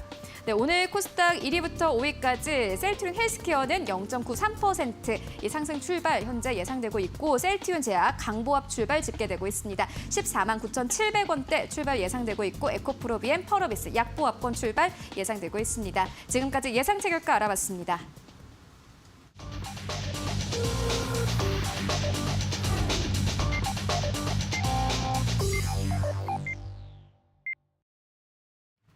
한 주간의 마지막 날인 금요일입니다. 6월 18일 오늘도 주식시장이 개장을 했습니다. 코스피와 코스닥 양시장 모두 빨간 불을 켜면서 출발을 했습니다. 코스피는 3,265, 코스닥은 1,004 강보합권으로 시작을 했습니다. 달러에 대한 원화의 환율은 2.6원 오른 1,133원으로 개장을 했습니다. 오늘도 시가총액 상위 종목군들이 대체로 상승을 하고 있다고 봐도 될 것 같은데 오늘 눈에 띄는 종목이 카카오입니다. 2% 넘게 오르면서 15만 1,000원 기록했습니다. 시가총액 3위의 카카오 15만 1,000원 기록하면서 시작을 했고 네이버가 1% 오르면서 39만 4,000원으로 출발했습니다. 오늘은 시가총액 1위 종목인 삼성전자가 강보합 출발했고 SK하이닉스도 0.8% 오름세로 12만 7,500원으로 오늘 장을 출발하고 있습니다. 동시에 삼성 SDI가 앞서 우리 최효은 캐스터도 잘 이야기를 해주셨는데 1.7%의 오름세로 시장 대비 선방을 하고 있고요. 포스코가 가격을 7월부터 다시 인상한다라는 소식이 전해졌음에도 불구하고 중국의 이 원자재 가격의 급락 소식과 함께 부담을 좀 느끼고 있는지 오늘 1%의 내림세로 30만 6,500원으로 시작을 했습니다. 이외 종목군들 대체로 상승을 하고 있습니다만 오늘 특히 눈에 띄는 것이 SK바이오사이언스가 마이너스 5%로 15만 2,000원 출발하고 있는 것 그리고 LG 디스플레이가 최근에 공매도가 많이 나왔었습니다만 그거에 따른 쇼커버링 매수가 들어오면서 2.2% 넘는 상승을 기록하고 있는 것으로 풀이가 되고 있는데 두 분의 전문가께서는 오늘의 출발, 우리 시장의 특징을 어떻게 보고 있는지 직접 이야기를 나눠보도록 하겠습니다. 유스탁의 유창희 대표, 하나금융투자 삼성동금융센터의 윤여민 팀장 나오셨습니다. 안녕하십니까? 네, 안녕하세요. 자, 대표님 오늘 시장의 특징 먼저 전해주십시오. 네, 오늘도 약간 종목별 장세가 진행이 되고 있는 것 같습니다. 미국 증시 보면 나스닥은 좀 많이 오른 것 같이 보이지만 다우라든지 S&P는 거의 혼조세 정도의 흐름을 보여주다 보니까 약간 시각차가, 그러니까 성장주하고 경기 민감주에 대한 시각차가 좀 하루하루 좀 냉탕과 온탕을 좀 오고 가고 있다 생각을 좀 하고 있습니다. 그런 것들이 반영되는 것이라 생각하고 있고 오늘 보면 전기전자 업종군이 상대적으로 강합니다. SK하이닉스, 삼성 SDI, LG전자, LG 디스플레이 등이 상승을 보여주고 있고 LG 디스플레이가 어저께 4%가 넘는 상승을 보여줬는데 오늘도 추가적인 상승 좀 이끌고 있고요. 자동차 관련된 종목군들도 아직은 좀 선방을 하고 있습니다. 현대차, 기아, 현대모비스 일단 소폭 상승세를 좀 보여주고 있고요. 그리고 일부 기계 장비주가 좀 상승하고 있습니다만 어쨌든 이런 쪽에 대해서 어떤 전통 성장주들에 대해서 어떤 관심도가 좀 더 이어질 수 있을지 봐야 되고 다만 이제 경기 민감주들은 그렇게 썩 좋은 모습은 아닌 것 같아요. 말씀하신 것처럼 포스코를 중심으로 해가지고 현대제철, 동국제철, 제강 모두 1% 이상의 하락세를 좀 보여주고 있고요. 그리고 증권주라든지 금융주들 전체적으로 봤을 때 여전히 좀 그렇게 썩 좋은 모습은 아니다 생각을 좀 하고 있습니다. 어저께 시멘트 가격 인상이 되었던 그 얘기가 좀 결론이 나왔기 때문에 그런 것에 대한 기대감이 좀 있을까 생각을 했는데 시멘트주들 그렇게 좋은 흐름은 아닙니다. 그냥 일단 소폭 상승세는 이어가고 있습니다만 어느 정도 이게 좀 반영된 것이라는 어떤 기대 이런 것들이 좀 차익성 매물이 좀 나오고 있지 않나 생각을 좀 하고 있고요. 그리고 약간 김성 맞나요? 제 이름을 제가 한번 까먹었는데 미국 담당자가 이제 한국에 방한하면서 남북 얘기 이런 얘기가 좀 있을 수 있지 않습니까? 네, 경협. 예. 그래서 그런 부분들이 좀 있다 보니까 또 김정은이 또 좋은 좀 발언 어쨌든 우호적인 좀 발언을 좀 했었던 부분들 그래서 네. 경협주들이 네. 좀 좋은 흐름을 좀 보여주려 하고 있습니다. 마나티가 3%, 강명전기 이런 대북 전력 관련된 기업들이 일단은 좀 상승세를 보여주고 있다 생각하고 있습니다. 네. 자, 윤여민 팀장께서는 오늘 시장의 출발 특징 어떻게 분석하고 계십니까? 일단 지난주부터 좀 이어졌던 좀 성장주의 상승의 기조가 조금 이어지지 않나 좀 생각을 하고 있고요. 일단 뭐 지난 간밤에 지금 말씀하셨던 것처럼 이제 나스닥은 그래도 좀 선방을 했고 지금 다우 지수라든지 S&P 500 좀 하락하는 모습을 보여줬는데 일단 뭐 결국 이제 금리 인상이라든지 테이퍼링에 관련된 부분이 좀 어느 정도 좀 악재가 해소됐다라는 좀 측면에서 봤을 때 좀 성장주의 어떤 다시 한번 상승이 나오지 않나 좀 생각을 하고 있습니다. 특히 이제 시가총액 상위 종목들을 보게 된다면 이제 말씀하셨던 것처럼 반도체 쪽 일단 좀 기운을 내고 있는 모습을 보여주고 있고 뭐 카카오랑 네이버 같은 경우는 여전히 지금 3위권 싸움을 두고 좀 치열하게 좀 하고 있다라고 볼 수 있을 것 같습니다. 그리고 최근에 이제 삼성 SDI가 이제 미국에 투자 관련된 좀 이런 뉴스들이 나오면서 뭐 삼성 SDI 그다음에 에코프로비엠 같은 좀 연결된 종목들이 같이 한번 좀 오르는 모습을 볼 수 있다라고 볼 수 있을 것 같습니다. 그리고 오늘 같은 경우는 이제 좀 제약바이오 섹터도 다시 한번 좀 상승이 나오고 있는데요. 셀트리온 헬스케어, 셀트리온 제약 같은 종목뿐만 아니라 뭐 HLB, 뭐 시젠, 알테오젠 같은 시가총액 좀 상위 종목들의 좀 반등이 좀 있다라고 볼 수 있을 것 같습니다. 그리고 최근에 뭐 OTT 관련된 얘기도 계속 나오고 있는 부분이 있는데요. 뭐 스튜디오 드래곤부터 시작을 해서 뭐 CJ ENM 같이 어떤 좀 OTT 관련된 좀 콘텐츠 관련된 종목들도 좀 상승이 나오고 있다라고 볼 수 있을 것 같습니다. 그리고 이제 현대차는 좀 살짝 좀 쉬어가는 모습을 보여주고 있지만 자동차 섹터에 대한 어떤 매수 기조는 좀 여전히 유효하지 않을까 좀 생각을 하고 있는데요. 뭐 현대차라든지 기아 같은 종목들, 뭐 현대모비스 같은 종목들 같은 경우도 일단 오늘은 좀 살짝 뭐 좀 숨고르기 좀 장세가 좀 이어질 수도 있겠지만 일단 최근에 보게 되면 매수세가 계속 나오고 있는 부분들, 뭐 리포트 상향 그 목표 주가 상향 리포트들이 계속 나오고 있는 부분을 봤을 때 자동차뿐만 아니라 자동차 밑에 단 섹터까지도 좀 상당히 좋은 모습을 보여주지 않을까 좀 생각을 하고 있습니다. 그리고 또 이제 IT 섹터 쪽에서 제가 좀 눈여겨보는 종목 중에 하나 이제 LG전자라고 말씀드릴 수 있을 것 같은데 좀 이제 IT 테크 쪽으로의 어떤 모습도 보여주고 있지만 최근에 2차 전지 쪽으로의 어떤 변신을 계속 보여주고 있다는 점에서 봤을 때 분명히 2분기, 3분기부터 좀 실적에 대한 업사이드가 좀 있을 것으로 보이고 있습니다. 지금 배터리 관련된 좀 전장 쪽에서 사업부에서 좀 흑전이 좀 나오려고 지금 하는 부분들이 있고요. 그다음에 뭐 이제 휴대폰 사업부가 좀 정리가 된 부분이 있기 때문에 분명 이런 부분을 통해서 더욱더 이제 LG그룹 자체 내에서 좀 2차 전지 관련된 좀 전장 부품 쪽으로의 어떤 변신을 좀 시도하고 있는 부분이 있기 때문에 제가 볼 때 LG전자 같은 경우는 좀 충분히 2차 전지 관련된 종목으로 봐도 되지 않을까라고 말씀을 드려보도록 하겠습니다. 저희 오늘 아침에 신소장의 시그널에서 결제 시스템 관련주 보라고 말씀을 드렸는데 오늘 일제히 상승을 하고 있습니다. NHN 한국사이버결제가 2% 정도 오르고 있고 서진 시스템도 플러스 2%, 카카오와 KG 이니시스 모두 추가적인 상승을 나타내면서 결제 시스템 관련주들이 좋고, 네, 자 전자결제 관련주들. 그리고 그 시멘트 관련주들이 최근에 연속적으로 흐름이 좋네요. 오늘도 동양이 9% 넘게 오르고 있고 삼표 시멘트가 플러스 3, 성신양의 유진기업, 아세아 시멘트, 유니온, 그리고 고려 시멘트, 쌍용 CNE, 한일 시멘트 모두 일제히 상승하고 있다라고 봐도 무방할 것 같습니다. 오늘 지수는 코스피가 보합권 그리고 코스닥도 1007선에서 뭐 큰 움직임이 없는 가운데 개별 종목 장세라고 말씀을 해주셨지만 특히 테마로는 오늘도 정치 테마주들이 굉장히 기승을 부리고 있네요. 자, 유창희 대표님, 네. 이외에 또 특징적인 종목 보이십니까? 네, 뭐 전체적으로 본다라면 일단 시멘트주 말씀하신 것처럼 시멘트가 가격이 인상하면서 시멘트주도 있지만 또 약간 레미콘 관련된 기업들도 조금은 주목을 좀 하고 있다. 근데 말씀드린 것처럼 아주 강한 상승은 아니에요. 뭐 소폭 상승을 좀 보여주고 있다는 거 좀 체크해 보시면서 접근해 보시면 좋다 생각하고 있고요. 그리고 그 개별 종목 흐름을 좀 보신다라면 오늘 5G 장비 투자주들이 조금은 상승을 보여주고 있네요. KMW가 2.7% 상승을 좀 하고 있고 S테크도 3.8% 정도 상승하고 있다는 거. 최근에 5G가 약간 소리 소문 없이 조금씩 움직이려고 하고 있다라고 생각하고 있고요. 그리고 반도체 관련된 종목군들이 역시 강합니다. 어쨌든 코스닥 지수를 이끈 것이 이쪽이다 보니까 워닝 머티리얼즈가 3.7% 상승하고 있고요. 그리고 유니텍스트, 한미 반도체 1% 이상 상승하고 있고 테크윙이 4% 정도 상승을 하면서 다시 한번 고점에 대한 어떤 기대감을 좀 불러일으키고 있습니다.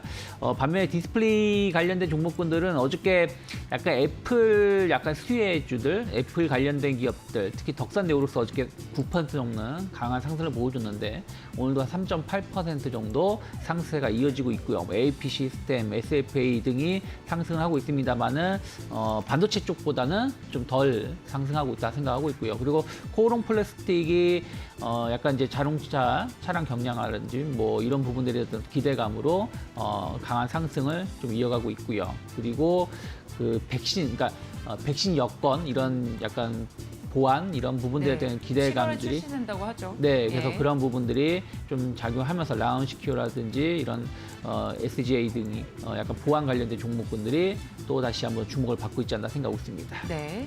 자, 그리고 앞서 윤여민 팀장께서도 이야기를 해주셨지만 컨텐츠 미디어 관련주들이 오늘 일제히 좋습니다.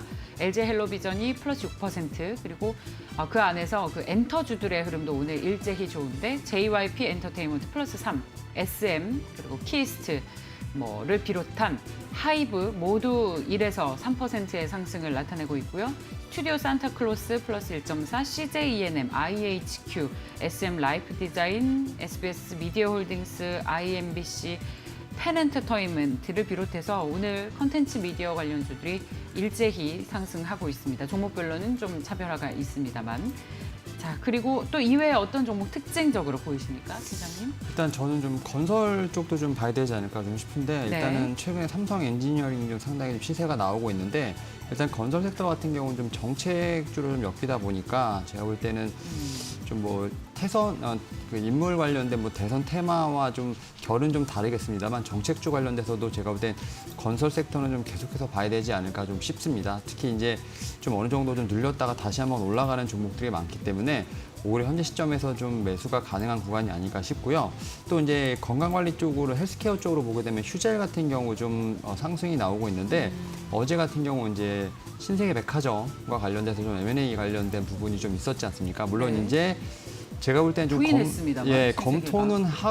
검토는 했다라는 좀 생각은 들어요. 예. 근데 그 결과는 사실은 아무도 모르는 상황이긴 모르죠. 합니다만 그래도 그러한 수요에서 좀 오늘 좀 올라가고 있다는 점. 그래서 헬스케어 쪽 뭐 이제 오스트 임플란트뿐만 아니라 좀 이런 건강관리 쪽으로 헬스케어 쪽으로도 분명히 지금 시세가 나오고 있다는 점 좀 말씀을 드려보도록 하겠고요. 또 최근에 좀 화장품들의 좀 시세도 좀 잘 나오고 있다고 볼 수 있을 것 같습니다. 특히 이제 결국 이제 그 리오프닝 관련돼서 이제 결국 경기가 재개된다면 이제 뭐 기초 화장보다 이제 색조 화장과 관련된 부분들, 그다음에 이제 중국 관련된 소비 관련된 부분들이 좀 어느 정도 부각이 되면서 화장품주에 대해서 어느 정도 시세가 좀 나오고 있다라고 말씀을 드릴 수 있을 것 같고요. 또 이제 앞서 말씀하셨던 것처럼 이제 컨텐츠, 엔터테인먼트 관련돼서 좀 시세가 나오고 있는데 SM 같은 경우 좀 상당히 좀 시세가 좋다라고 볼 수 있을 것 같습니다. 사실 5만 원을 넘어서 거의 5만 한 5천, 6천 원까지 올라가고 있는 모습이 있는데 최근에 나온 리포트 보게 되면 뭐 목표가가 거의 8만 4천 원까지 나왔을 정도로 지금 오프라인에 대한 어떤 공연에 대한 기대감이 상당히 큰 상황입니다. 이에 따라서 관련된 이제 엔터테인먼트 관련된 뭐 세계 종목 플러스 하이브 관련된 부분들은 충분히 좀 업사이드가 더 있지 않을까 좀 생각을 하면서 이런 부분들 좀 오늘 좀 참고하시면 좋지 않을까 말씀드려보도록 하겠습니다. 앞서 그 리오프닝 관련 수혜주를 몇 가지 얘기를 해주셨잖아요. 네. 화장품 중에서도 색조 화장품, 네, 그리고 업종 내 순환매가 계속 이루어지고 있다는 판단이신데. 네 맞습니다. 그럼 이제 다음 차례는 어디입니까? 저는 지금 식음료 쪽이 아닐까 생각을 하고 있는데 일단은 그 보건복지부에서 7월에 지금 뭐 얘기가 나오는 게 좀 사회적 거리두기 2단계에 관련돼서 좀 완화되는 부분들이 좀 나오고 있다라고 좀 얘기가 나올 수 있을 것 같아요. 그래서 이제 뭐 4인에서 뭐 6인, 8인으로 좀 더 모임을 참가하는 인원이 좀 늘어날 것으로 보이고 있고요. 또 10시까지 지금 뭐 레스토랑이든지 뭐 음식료 업종 같은 경우는 좀 제한이 있었지만 12시까지 좀 완화가 된다면 충분히 지금 관련된 뭐 여러 가지 좀 수혜가 있겠습니다만 뭐 식음료 쪽, 뭐 맥주부터 시작해서 소주 관련된 부분들, 또 외식업 관련된 어떤 식음료 섹터가 다시 한번 움직이지 않을까 좀 생각을 하고 있기 때문에 지금 최근에 좀 기관들의 좀 매수가 좀 보인다고 볼 수 있을 것 같아요. 이에 따라서 제가 볼 때 식음료 쪽도 한번 좀 빠르게 그 순환 도는 경기 방어주 속에서 한번 봐야 되지 않을까 좀 말씀을 드려보도록 하겠습니다. 네, 알겠습니다.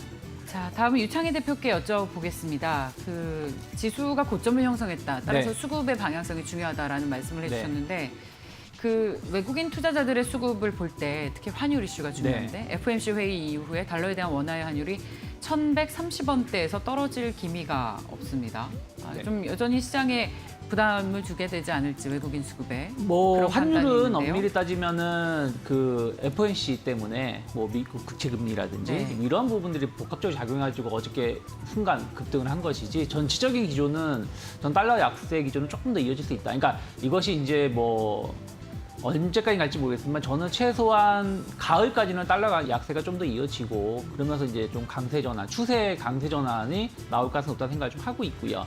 외국인들 수급이 상당히 중요한 것이 왜 중요하냐면 지금 보면 외국인들이 엄밀히 따지면 그저께까지는 약간 성장주들 지수가 더 갈 수 있다라는 약간 확신이 있었던 것 같아요. 그러면서 현선물을 동시에 좀 많이 매수를 좀 잡아주면서 끌고 가려고 했는데 어제는 완전히 손바닥 뒤집듯이 특히 거래소 쪽에서 보면 대량의 좀 매도가 나오다 보니까 네. 외국인들도 약간 갈팡질팡하고 있는 것이 아닌가 생각을 좀 하고 있어요. 그러면 저는 고점은 여전히 계속 돌파할 수 있다 생각을 좀 하고 있으니까 약간의 조정은 나온다고 하더라도 7, 8월 간다라면 지금보다 더 높은 지수대에 있을 거라 생각하고 있지만 우리가 그래도 안정적인 좀 그 수익을 좀 구사를 한다라면 외국인들이 성장주에 다시 좀 집중할 것인지 아니면 경기 민감주, 시크니카 관련된 종목군들에 집중할 건지를 좀 확인하고 거기에 동참하는 게 좋지 않을까 생각 좀 하고 있는데 저는 약간 성장주 쪽에 조금 더 무게감을 두고 있습니다. 그래서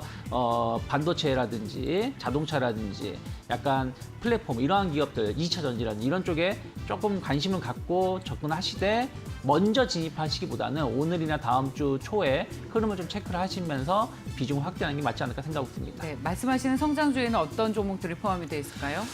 저는 뭐 지금 좀 많이 오르긴 있지만은 네. LG노텍 좀 주목하실 필요가 있다 생각을 좀 하고 있습니다. 그 뭐 LG는 휴대폰 사업 부분을 접었지만 어쨌든 부품은 계속해서 공급을 할 수밖에 없다는 것이죠. 특히 LG 이노텍의 가장 큰 파트너인 애플이 계속 판매 호조세를 보여주고 있고 또 하반기에 대해서 신제품에 대한 기대감들 이러한 것들은 또 3분기 때 조기 또 그 부품이 공급이 되면서 매출 증가를 예상할 수 있습니다. 그래서 저는 IT 부품 이런 쪽에 대해서는 LG노텍 나쁘지 않다 생각하고 있는데 LG노텍이 약간 할인 요소가 전장부품 쪽이거든요. 자동차 이런 전자부품 사업을 먼저 시작을 했지만 여전히 영업이익률이 그렇게 좋은 편은 아닙니다. 적자를 보여주거나 혹은 뭐 약간 소폭 흑자를 보여주는 것인데 이러한 부분들도 어느 정도 마무리되고 있다. 무슨 얘기냐면 이러한 특히 자동차 전장 부품이나 이런 것은 대규모 투자가 먼저 들어갑니다. 그러고 나서 이제 매출이 발생해야 되는데 기존에는 이제 이러한 감가상각이라든지 이런 투자가 먼저 진행됐다라면 이제부터는 이런 것들이 좀 이제 해소가 되는 측면에 나온다라면은 저는 하반기부터는 영업이익률이라든지 수익성이 개선될 수 있다 생각을 좀 하고 있어요. 그래서 그런 부분들 보신다라면 오늘 한 3% 정도 올라와서 솔직히 조금 부담은 됩니다. 저는 현재가 매수라고 말씀드렸습니다만은 이제 어저께 많이 올라와서 오늘 강보합 정도 흐름을 초반에 보여줄까 생각을 했는데 초반에 많이 오르고 있습니다만은 한 3만 원 정도 선에서는 한번 이 고점을 돌파하려고 하는 신고가 패턴이기 때문에 한번 매수 타진해 볼 수 있다 생각하고 있고 일단 단기적으로 한 25만 원 정도 목표가 열어놓고 대응해 보시면 좋지 않을까 생각하고 있습니다. 네, 잘 들었습니다. 카카오의 주가를 한번 볼까요? 카카오가 또 신고가를 경신하면서 시가총액이 65조를 돌파했습니다. 시가총액 3위로 다시 올라섰습니다. 네이버와 카카오가 앞서거니 뒤서거니 하는 게 뭐랄까요? 상당히 격세지감이 느껴지긴 합니다만 카카오가 15만 4천 원까지 올랐습니다. 오늘도 카카오와 네이버가 시장을 거의 주도하는 분위기이고 그리고 SM도 보겠습니다. SM도 동시에 오늘 강세를 나타내고 있는데 카카오가 SM 지분을 인수할 것이다 라는 소식이 오늘도 전해지면서 두 회사 모두 흐름이 좋고 동시에 강세를 보이고 있으면서 52주째 신고가를 경신을 하고 있는 것도 오늘 시장의 특징입니다. 자, 계속해서 윤여민 팀장의 공략주를 들어보겠습니다. 저는 식음료 쪽에서 하나 좀 가지고 왔고 하이트 진로를 좀 말씀을 드려보도록 하겠습니다. 일단 뭐 1분기 실적 같은 경우는 그냥 코로나19 장기화에 대한 어떤 그런 부분 때문에 그냥 뭐 그냥 선방했다 정도로만 좀 생각하면 되지 않을까 좀 싶습니다. 일단 뭐 연결 매출액 같은 경우는 수입 맥주라든지 해외 수출이 좀 어느 정도 좀 고성장을 해서 좀 선방을 했던 부분이 있겠지만 내수가 좀 아무래도 좀 힘들었기 때문에 이런 부분에 대한 부분에서 봤을 때는 1분기는 좀 그냥 실적은 선방했다고 볼 수 있을 것 같고 2분기부터의 어떤 턴어라운드가 예상이 된다고 볼 수 있을 것 같습니다. 앞서 말씀드린 것처럼 이제 보건복지부에서 7월부터 이제 사회적 거리두기 개편안이 나오기 때문에 이렇게 된다면 지금 자사의 어떤 맥주 같은 경우 이제 뭐 마켓 쉐어가 분명히 올라갈 수 있다는 점 이런 부분을 좀 충분히 좀 주목해봐야 되지 않을까 좀 싶고요. 일단 뭐 서울이나 수도권 업소의 어떤 채널을 좀 위주로 좀 분포를 시키고 있는 부분이 있기 때문에 다시 한번 좀 매출에 대한 부분은 좀 충분히 고려해봐지 않을까 좀 생각을 하고 있고요. 특히 이제 현재 상황에서 봤을 때는 지금 이 리오프닝 수혜자와 관련돼서는 계속해서 뭐 시속 게임을 나오고 있는 부분이 있습니다만 충분히 좀 미래에 대한 기대감이 있다라고 좀 말씀드릴 수 있을 것 같습니다. 결국 뭐 이러한 부분들은 연간 어떤 실적에 대한 추정치를 좀 어느 정도 반영하고 있는 부분이 있기 때문에 주가는 분명히 좀 실적으로 기이하지 않을까 좀 싶습니다. 제가 볼 때 현재가에서도 좀 충분히 좀 매수가 가능하지 않을까 좀 말씀을 드려보도록 하겠고요. 목표가는 전고점보다 좀 살짝 나는 44,000원, 그리고 손절가는 36,800원으로 좀 타이트하게 제시해드리도록 하겠습니다. 네, 감사합니다. 오늘 지수는 오르고 있습니다. 코스피는 상승폭을 더 키우고 코스닥 역시도 이제 1110선까지 눈앞에 두고 있는데 오늘 하락 업종을 좀 보고 가야 될 것 같습니다. 연내에 기준금리를 인상할 수도 있다는 소식이 전해지고 있지만 우리는 보험주가 어제에 이어서 오늘도 부담을 느끼면서 은행주, 보험주 일제히 하락하고 있고 또 저희 좌상단에 지금 포스코가 연령가격을 인상한다, 호실적이 예상된다라는 문구를 붙였습니다만 그 좌상단이 무색할 정도로 오늘 철강주들이 일제히 빠지고 있습니다. 대표 종목이 포스코를 비롯해서 현대제철 등 오늘도 차익 매물이 나오면서 좀 부담을 느끼는 모습이고 또 저희 상반기 시장을 이끌었던 대표적인 해운주의 운수창고, 경기 민감주들도 오늘도 추가적인 하락세를 나타내고 있는 그런 상황입니다. 자, 잠시 그 하락 업종에 대한 투자 전략을 두 분께 좀 여쭤봐도 괜찮겠습니까? 특히 경기 민감주들인 철강과 해운주들 요즘 계속 좀 고점에서 빠진 이후에 부담을 느끼고 있는데 관점을 어떻게 가져가는 것이 좋을까요? 시장이 좀 색깔이 바뀌고 있는 것 같긴 합니다만 성장주 얘기를 계속 하시는 것을 보면 일단 네. 철강이나 해운 같은 뭐 조선 같은 업종들은 일단은 삼성전자, 뭐 SK하이닉스 같은 좀 앞전 시대와 좀 비슷하지 않을까 좀 생각이 들어요. 그러니까 네. 지금 이 섹터들이 지금 성장을 안 한다는 게 아니라 일단은 좀 많이 올랐기 때문에 좀 쉬어가는 타이밍이 아닐까 좀 싶고요. 제가 볼 때는 2분기 실적이 좀 어느 정도 분기점이 되지 않을까 좀 생각을 하고 있습니다. 일단 저는 뭐 상방으로 좀 모든 지수를 좀 생각하고 있기 때문에 결국 하반기가 뭐 올해 연말이 된다면 뭐 성장주, 가치주 이런 논란에 대한 부분 떠나서 모든 섹터들이 어떤 기조효과에서 좀 다시 다 상승하지 않을까 좀 생각을 하고 있는데 결국 타이밍의 문제인 것 같습니다. 이제는 좀 가치주들이 최근에 많이 올랐기 때문에 이제는 좀 쉬어갈 타이밍이고 좀 성장주가 다시 한번 올라오는 타이밍이라고 생각하기 때문에 일단 모멘텀에는 변함이 없습니다만 주가의 어떤 속도의 문제가 아닐까 좀 생각을 하고 있습니다. 속도 조절이다. 네. 가격 조정이 아니라. 네. 네. 알겠습니다. 자, 여기까지 듣겠습니다. 뉴스탁의 유창희 대표, 하나금융투자 삼성동 금융센터의 윤여민 팀장과 함께했습니다. 고맙습니다. 네, 감사합니다. 감사합니다.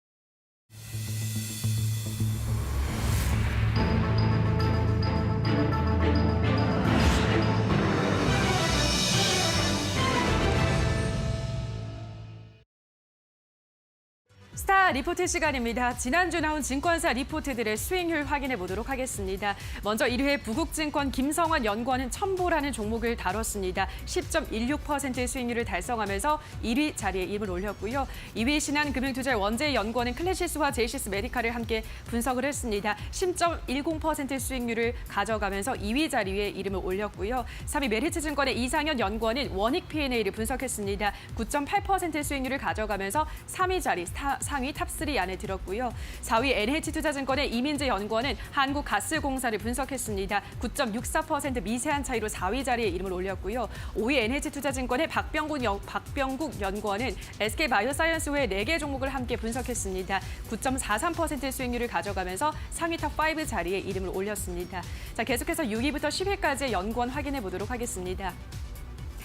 계속 키움증권의 김두현 연구원은 코스펙스 NBT라는 종목에 대한 리포트를 발간했습니다. 9.17% 수익률을 가져갔고요. 7위 하나금융투자의 김동아 애널리스트가 현대 이지웰이라는 종목을 분석했습니다. 8.68% 수익률 달성했습니다.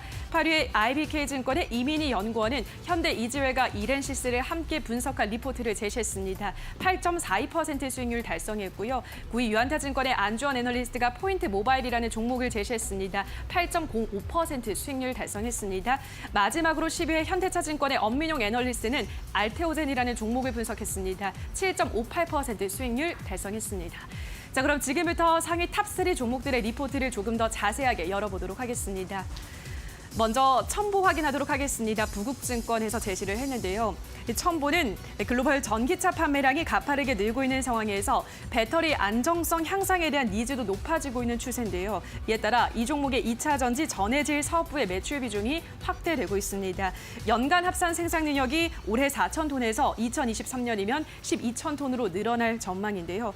그리고 전해질 사업부의 연간 매출 비중도 올해 69%에서 2023년이면 79%까지 늘어날 것으로 전망되고 있습니다. 이 회사는 현재 글로벌 탑 배터리 업체들도 주요 고객사로 보유하고 있는 만큼 전방 확대에 따른 수혜로 실적 우상향이 지속될 것으로 예상되어 있습니다.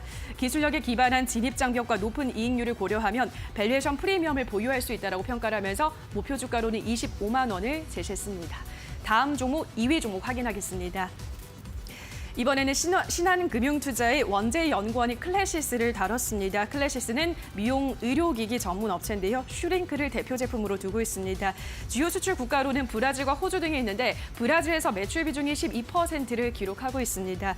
올 한 해는 코로나로 부진했던 수출 회복이 기대되고 있습니다. 전사 매출액 내 수출 비중이 올 한 해 59.8%까지 증가할 것으로 전망되고 있고요. 소모품 매출 성장이 계속 이어지면서 이익률도 지속적으로 개선되고 있다는 분석입니다. 지난해는 378억 원이었던 매출액이 올해는 464억 원까지 늘어날 것으로 전망되고 있습니다.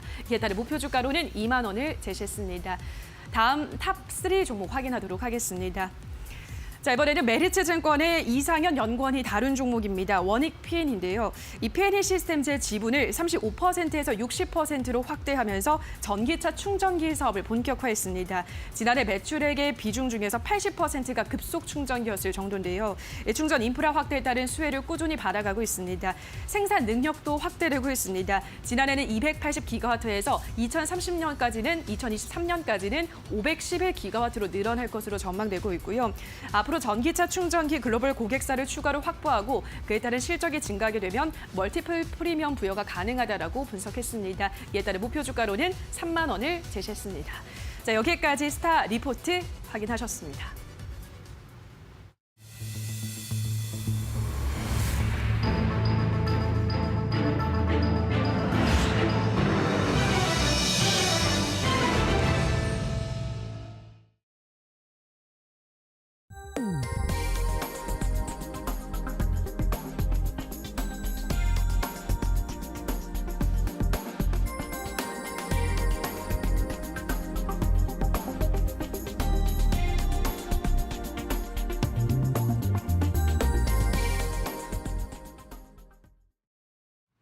오늘의 스타 리포트는 알테오젠입니다. 함께 하실 분을 소개하겠습니다. 자, 아름 리서치의 최성환 대표 나오셨습니다. 어서 오십시오. 안녕하십니까. 네, 오늘 이 보고서를 보게 된 이유가 뭘까요? 예, 그 엄민용 현대차증권 연구원 같은 경우는요, 5월 달서부터 이 바이오 섹터 분야의 이 보고서들을 계속 발간을 하고 있는데요. 알테오젠뿐만 아니라 뭐 셀트리온이라든지 한미약품을 주로 커버하는 그런 애널리스트로 저희들이 파악하고 있고요. 그리고 저희가 이제 세 가지 부분으로 수익률 평가를 하지 않습니까? 이 엄민용 애널리스트 같은 경우에는 이 갭상승 수익률은 372로 전체 1,000명에 가까운 애널리스트 가운데에서 한 30%의 그 위치에 있지만 고점 수익률 기준으로 했을 때는 23위로 20위권에 랭크가 돼 있고요. 그리고 또 종가 수익률 같은 경우에는 12위권에 랭크가 돼 있는데요. 우리가 이제 그 시초가 수익률이 높다는 거는 팬들을 많이 확보하고 있다는 것들을 좀 많이 그 판단을 하는 그런 지표가 되는데 아직 이제 5월 달서부터 뭐 이니시에이션을 하는 걸로 제가 이제 파악을 하고 있어서 이런 부분들이 조금 아직 알려져 있지는 않지만 우리가 지금 고점 수익률이라든지 종가 수익률로 봤었을 때 이 리포트의 영향력들이 시장에 많이 알려지고 있는 상황이다라고 볼 수가 있겠습니다. 네, 자 그렇다면 저희 현대차증권의 엄민용 연구원을 직접 전화로 연결해서 이야기를 들어보도록 하겠습니다. 연구원님 안녕하십니까? 네, 안녕하십니까. 네. 현대차증권에서 제약바이오를 담당하고 있는 엄민용입니다. 네, 반갑습니다. 자, 먼저 처음에 우리 시청자분들을 위해서 쉽게 업황 설명부터 부탁을 드릴게요. 그 합성의약품 시장과 바이오의약품 시장으로 나눠서 이 시장에 대해서 설명을 좀 해주셨으면 좋겠는데 어떨까요? 설명을 좀 부탁드리겠습니다. 네. 케미칼 의약품, 즉 화학적 합성을 통해 만들어진 의약품들은 이미 1980년대에서 90년대에 개발이 좀 마무리되었다고 할 수 있습니다. 케미칼 의약품은 약효 대비 부작용이 높은 단점이 있고 대체적으로 바이오 의약품은 체내에서 더욱 높은 효과와 낮은 부작용을 가진다고 정의드릴 수 있습니다. 케미칼 의약품이 치료하지 못했던 질병들 또한 현재 바이오 의약품이 대체 중인 상황입니다. 바이오 의약품 같은 경우 현재 세계 시장 20-30% 수준을 차지하고 있지만 2025년부터는 케미칼 의약품 점유율을 넘어설 것으로 시장에서는 예측하고 있는 상태입니다. 자, 그렇다면 연구원님 왜 바이오의약품 시장의 고성장을 주목하고 계시나요? 어떤 전망을 하고 계시는 겁니까? 바이오 의약품 같은 경우에는 현재 중요한 투자 지표가 있게 되겠는데요. 예. 두 가지로 말씀드릴 수 있겠습니다. 첫 번째는 파이프라인의 이슈에 따르기보다는 기업의 R&D 기술력 평가를 먼저 하는 것을 말씀드리고요. 두 번째로는 그중에서도 기술 플랫폼 보유 기업인지 여부를 주목해야 한다고 좀 말씀드릴 수 있겠습니다. 케미칼 의약품 산업과 대비했을 때 바이오 의약품은 기술에 더욱더 중점적으로 연구되고 있는 분야로서 R&D 기술력에 기반한 펀더멘탈의 업사이드 모멘텀을 더욱 강조할 수 있는 그런 산업 분야라고 볼 수 있습니다. 바이오 기업, 의약품 관련 기업을 볼 때 중요한 지표들에 대해서 설명을 해주셨습니다. 그 가운데에서 이번에 보고서 쓰신 알테오젠에 대한 이야기를 해볼게요. 그 바이오베터 개발 대표 기업이다. 근데 바이오베터가 생소한 개념인데 좀 알기 쉽게 설명을 해주실 수 있을까요? 네. 먼저 기존 바이오 의약품을 크게 세 가지로 나눌 필요가 있는데요. 바이오 신약, 바이오 베터, 바이오 시밀러 이렇게 세 가지로 구분할 수가 있습니다. 바이오 신약은 말 그대로 기존에 없던 새로운 의약품을 말하고요. 바이오 시밀러는 복제약의 개념이 되겠습니다. 그와 달리 바이오 베터는 기존 바이오 의약품의 단점을 개선한 제품이라고 보시면 됩니다. 이미 효력과 부작용이 입증된 바이오 의약품을 약효나 부작용을 개선하는 것이기 때문에 임상 성공률이나 시장 진입 측면에서 더욱 안정적 성장이 가능한 분야라고 할 수 있습니다. 결과적으로 신약보다 낮은 리스크로 빠른 성장을 보일 것으로 저는 예상하고 있습니다. 제가 보내드린 그림 주요 바이오베터 및 신약 적용 기술 플랫폼 그림을 보시면 제가 주요하게 보고 있는 대표 기술 플랫폼 5가지를 보실 수 있습니다. 대표적으로 9시 방향으로 보시면 시계 방향으로 봤을 때 흡수율을 증진시키는 기술과 3시 방향의 반감기를 늘려 복용 횟수를 줄이는 기술, 그리고 5시 방향의 ADC라고 하는 항체 약물 접합체 기술, 그리고 가운데 이중항체 기술과 7시 방향의 피하 주사 투여 경로 변경 기술 등이 바이오베터의 주요 기술로 말씀드릴 수 있겠습니다. 네, 지금 알테오젠에 대해서 좀 많이 그 바이오베터 기술에 대해서 말씀해 주시고 있는데요. 알테오젠 같은 경우에 지난해 지금 보면은 뭐 ALT B4라고 하는 그 플랫폼 바이오 플랫폼에 대해서 지금 에로에 그 계약이 되어 있지 않습니까? 그래서 이런 부분들이 지금 보면 뭐 바이오베터 플랫폼 시장으로서의 그런 진출들을 뭐 가시화시켰다라는 생각을 많이 가지고 있는데 앞으로 이 바이오베터 시장 쪽에서 저희들이 좀 기대해 볼 만한 그런 임상이라든지 아니면 추가적인 애로라든지 이런 거를 판단해 보신다면 어떤 것들이 좀 있을까요? 네. 알테오젠은 앞서 말씀드렸던 5가지 주요 기술 중에 3가지 기술 플랫폼을 보유한 기업이라고 말씀드릴 수 있습니다. 약효 지속 플랫폼인 넥스T와 항체 약물 접합 기술인 넥스맛 기술, 그리고 세계에서 두 번째로 알테오젠이 개발했던 피하주사 제형 변경 기술인 하이브로자임을 개발한 기업입니다. 이 하이브로자임이라고 하는 기술 플랫폼으로 현재 파이프라인 명으로는 ALTP4라고 불리고 있는 이 기술은 2019년부터 2020년 그리고 2021년 3개년도 연속으로 기술 수출을 이뤄냈고 그 규모만 6조 4천억 원 수준에 이르고 있습니다. 국내 제약 전통사 1년 매출이 1조 원 수준인 점을 감안했을 때 6조 4천억 원이라는 숫자는 국내 바이오텍이 이뤄낸 성과 중 가장 큰 규모라고 볼 수 있습니다. 이 하이브로자임이라는 기술은 피하주사 제형 변경 플랫폼인데요.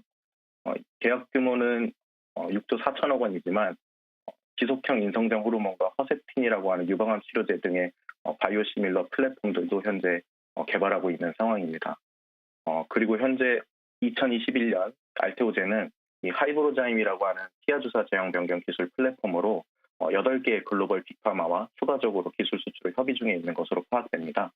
그래서 코로나 상황으로 좀 긴밀한 협의가 이루어지지 못해 다소 늦어지고 있지만 최소 2건 이상의 기술 이전이 연내 가시화될 것으로 예상하고 있습니다.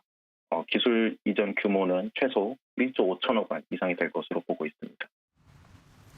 연내 그러면 최대 3건 정도의 그 임상이 진행이 될 것으로 이렇게 판단하고 계시는 것 같은데 지금 그 우리가 ALT 비포 같은 경우에 지금 정맥 주사에서 이 피하 주사 쪽으로 진행되는 그런 과정에서 이 해당 업체가 가지고 있는 이 플랫폼을 이용을 하면 어떤 이제 이점이 있는지 좀 설명해 주시면 감사하겠습니다. 네.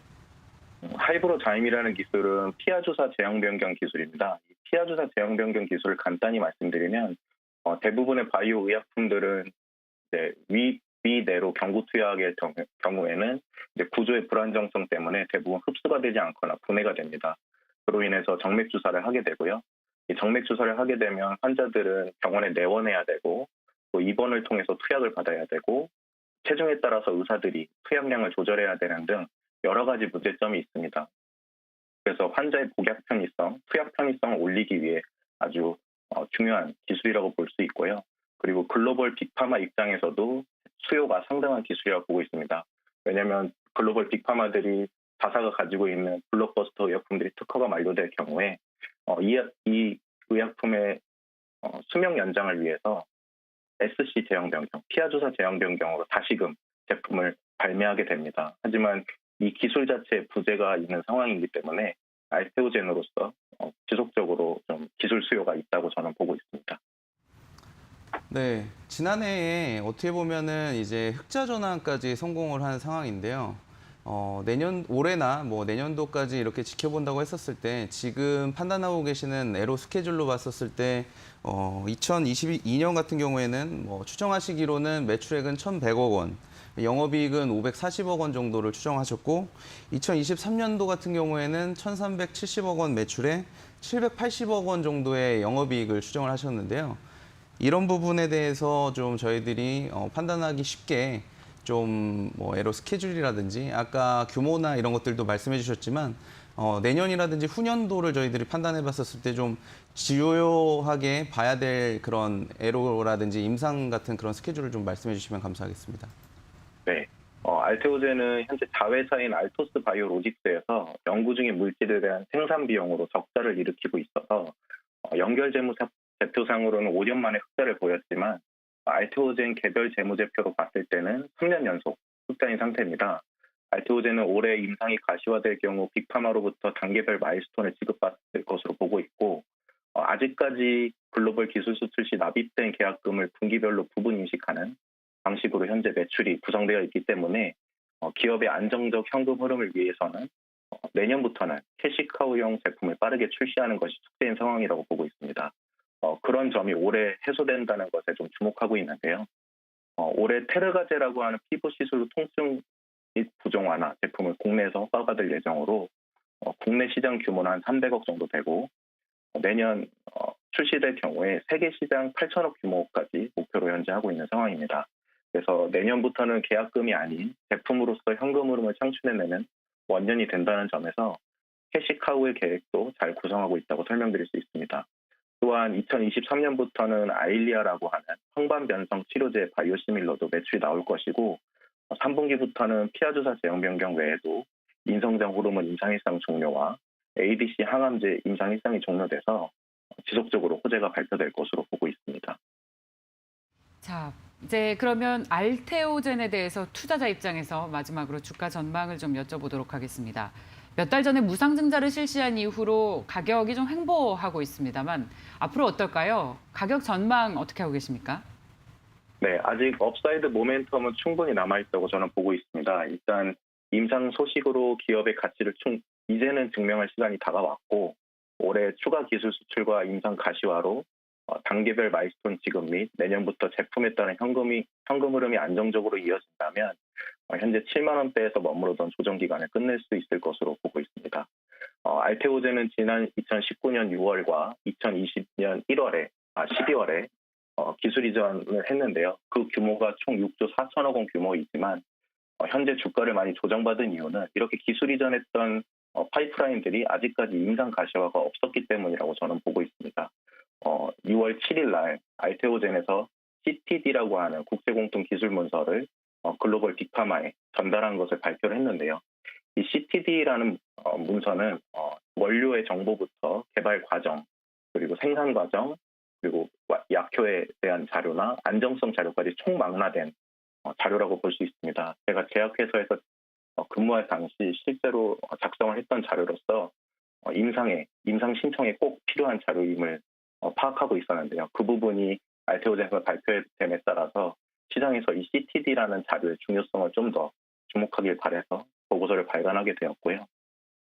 현재 피아주사 제형 외에도 성장 호르몬제나 아일리아 바이오시밀러를 포함해서 주주 가치는 6월 17일 종가 기준 현재 3조 1,800억 수준이지만 최소 5조 1,600억 수준까지 성장해서 목표 주가는 12만 원으로 현재보다 70% 수준 이상의 상승 여력을 충분히 보유하고 있는 기업이라고 전망드릴 수 있겠습니다. 네, 연구원님. 그리고 그 알테오젠뿐만 아니라 지금 커버하고 계시는 셀트리온이라든지 한미약품도 계속 커버를 하고 계시는 것 같은데 셀트리온 같은 경우에 최근에 좀 반등이 나오는 것 같아서 요 셀트리온 같은 경우는 앞으로 좀 저희들이 판단했을 때 어떤 부분에 좀 주목해 봐야지 될지, 그리고 최근에 주가 상승은 어떤 부분 때문에 좀 이루어지고 있는 건지 좀 설명해 주시면 감사하겠습니다. 네. 셀트리온 같은 경우에는 지난 사업 구조를 보면 CMO 사업을 영위를 해왔고 현재는 바이오 시밀러로 기업의 캐시카우를 충분히 만들어낼 수 있는 역량을 이제 가져왔다고 보고 있습니다. 지난 5월 20일에 이제 셀트리온에서 익수다 세라피틱스라고 하는 항체약물 접합체를 전문적으로 개발하는 영국 회사의 500억 원 수준의 기술 지분 투자를 결정을 했는데요. 셀트리온 같은 경우에는 바이오시밀러 시장에서 글로벌 빅파마들의 진입들이 지속되기 때문에 시장에 대한 어느 정도 한계를 느끼고 있습니다. 그렇다 보니까 앞으로는 신약 파이프라인에 대한 구성이 조금 더 가시화될 걸로 보이고 있기 때문에 시장에서 셀트리온과 셀트리온 제약, 셀트리온 헬스케어에 대해 좀 더 긍정적으로 바라보는 상황이라고 저는 생각하고 있고요. 특히 셀트리온 같은 경우 작년 9월 25일에 셀트리온 헬스케어 홀딩스를 설립하면서 합병에 대한 가시화 소식을 좀 밝혔습니다. 이렇게 되면 셀트리온 헬스케어 홀딩스의 경우는 1년 정도 정상 영업을 존속해야 되는 조건이 있기 때문에 올해 9월 25일에 합병이 될 걸로 보고 있고요. 만약에 합병이 된다고 한다면 현재 지주사 합병이 먼저 이루어지고 그 후에 3사 합병이 이루어진다고 볼 수 있겠습니다. 그렇게 되면 셀트리온 제약과 셀트리온 헬스케어 두 기업이 인수당하면서 주가에 대한 상승이 또 예상되고 있는 상황입니다. 이런 부분들이 셀트리온 전체에 좀 전반적으로 긍정적 영향을 미치고 있지 않나 이렇게 생각하고 있습니다. 네, 마지막으로 좀 쉬운 질문 드리려고 하는데요. 아까 말씀 중에 이제 제약회사 근무하셨다가 이렇게 증권사로 애널리스트로 이렇게 자리를 옮기신 것 같은데 상당히 그 증권시장에서는 이런 필드에 있었던 전문가들에 대한 의견들을 되게 높게 사는 그런 경향들이 많이 있거든요. 지금 증권사로 옮기고 나서 지금 세미나나 이런 거 다녀보시면은 좀 뭐 평가들이 어떠신지 좀 궁금합니다. 네. 네. 저는 일단 제 첫 인입 보고서의 제목이 파이프라인으로만 보는 시각에서 벗어나자 이렇게 좀 정리를 드렸는데 제가 제약 바이오 산업 보고서들을 전체적으로 읽어보면 약간 파이프라인 모멘텀 위주의 설명이 좀 줄을 잃었다고 보고 있습니다.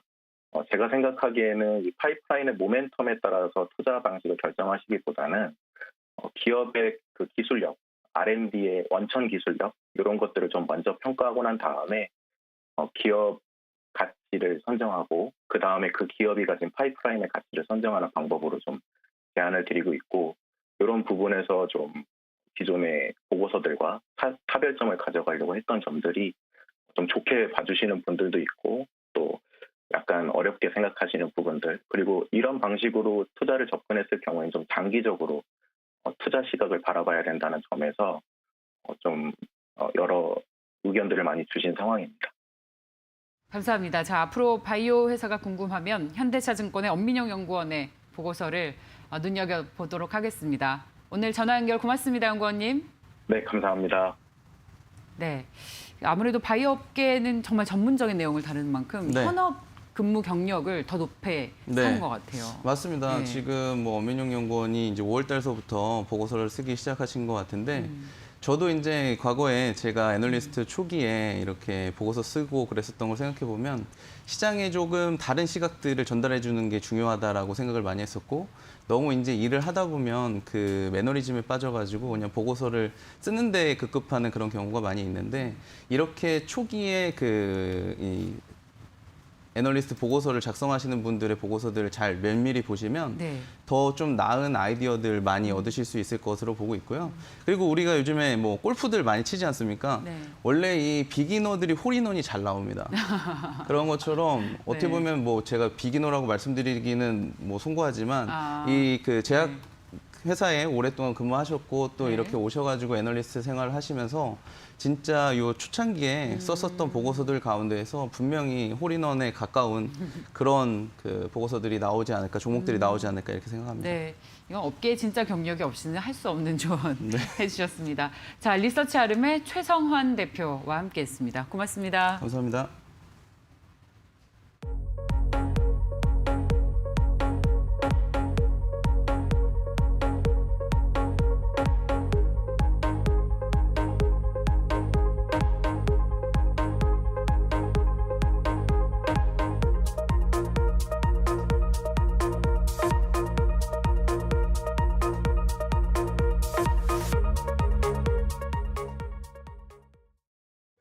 네, 이번 주 마지막 거래일 어떻게 장을 열었을까요? 이 코스피는 3,265선, 코스닥은 1,004선에서 장을 열었습니다. 코스피 현재 0.2% 오르면서 보합권 3,272선을 지나가고요. 이 코스닥은 0.6% 오르면서 오늘 1,010선을 간신히 1,010선을 지나가는 모습이 포착이 되고 있습니다. 현재 고점이라고 보시면 되겠습니다. 그럼 수급도 확인해 보시죠.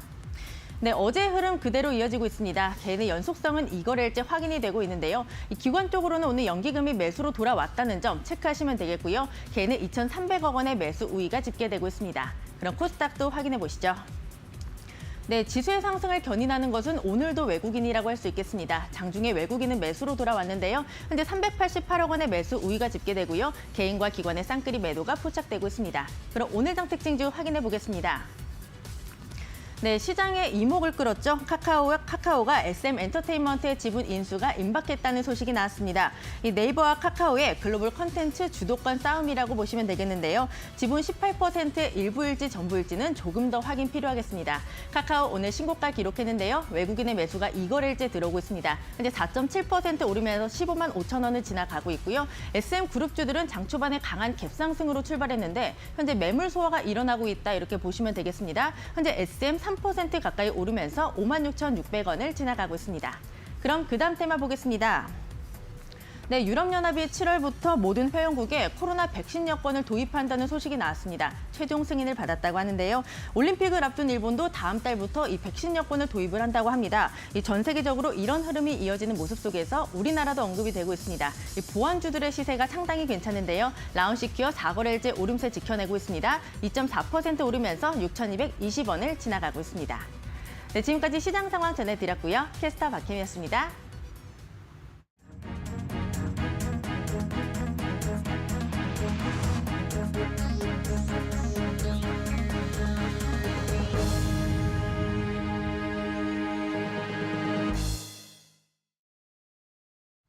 시청자 여러분 안녕하십니까? 이데일리 TV 뉴스 전해드리겠습니다.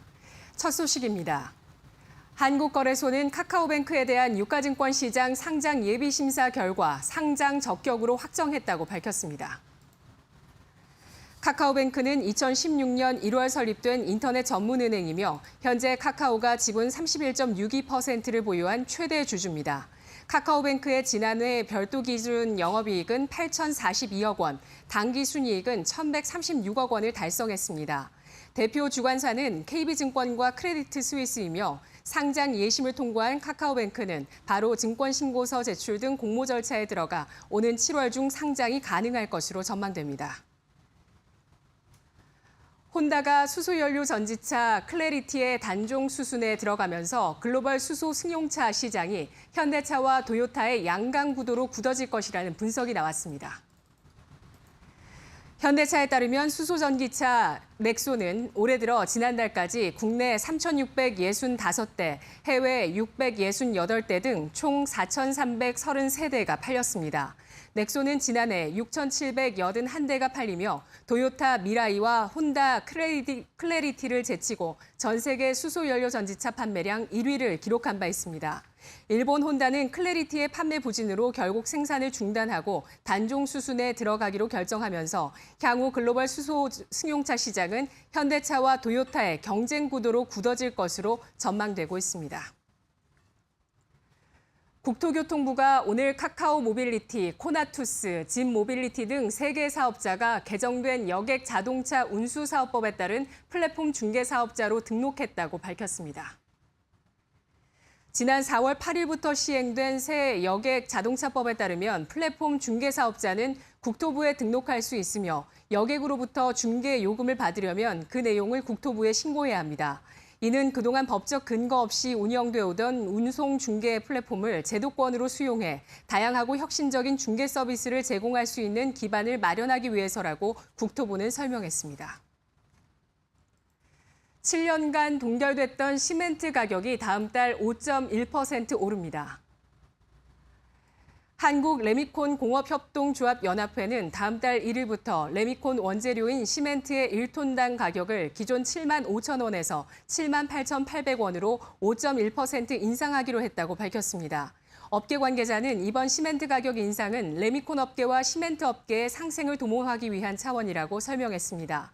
최근 시멘트 업계는 ESG 경영을 도입하면서 친환경 생산 설비와 신규 설치, 기존 설비 개보수로 가동을 일부 조정했습니다. 지금까지 이데일리 TV 뉴스였습니다. 이어서 간추린 소식 전해드립니다.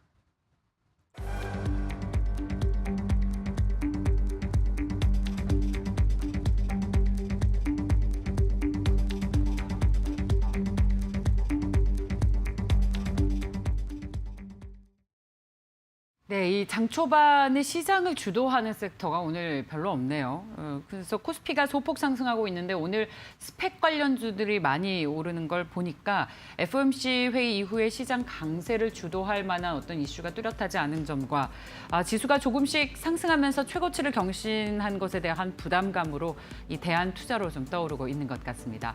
이번 주 한 주도 FOMC 회의 등 아주 중요한 이슈들 소화하시느라 고생 많이 하셨습니다. 마지막까지 현명하게 대응하시고 내일 잘 쉬시고 월요일 날 좋은 전략을 가지고 다시 돌아오겠습니다. 고맙습니다.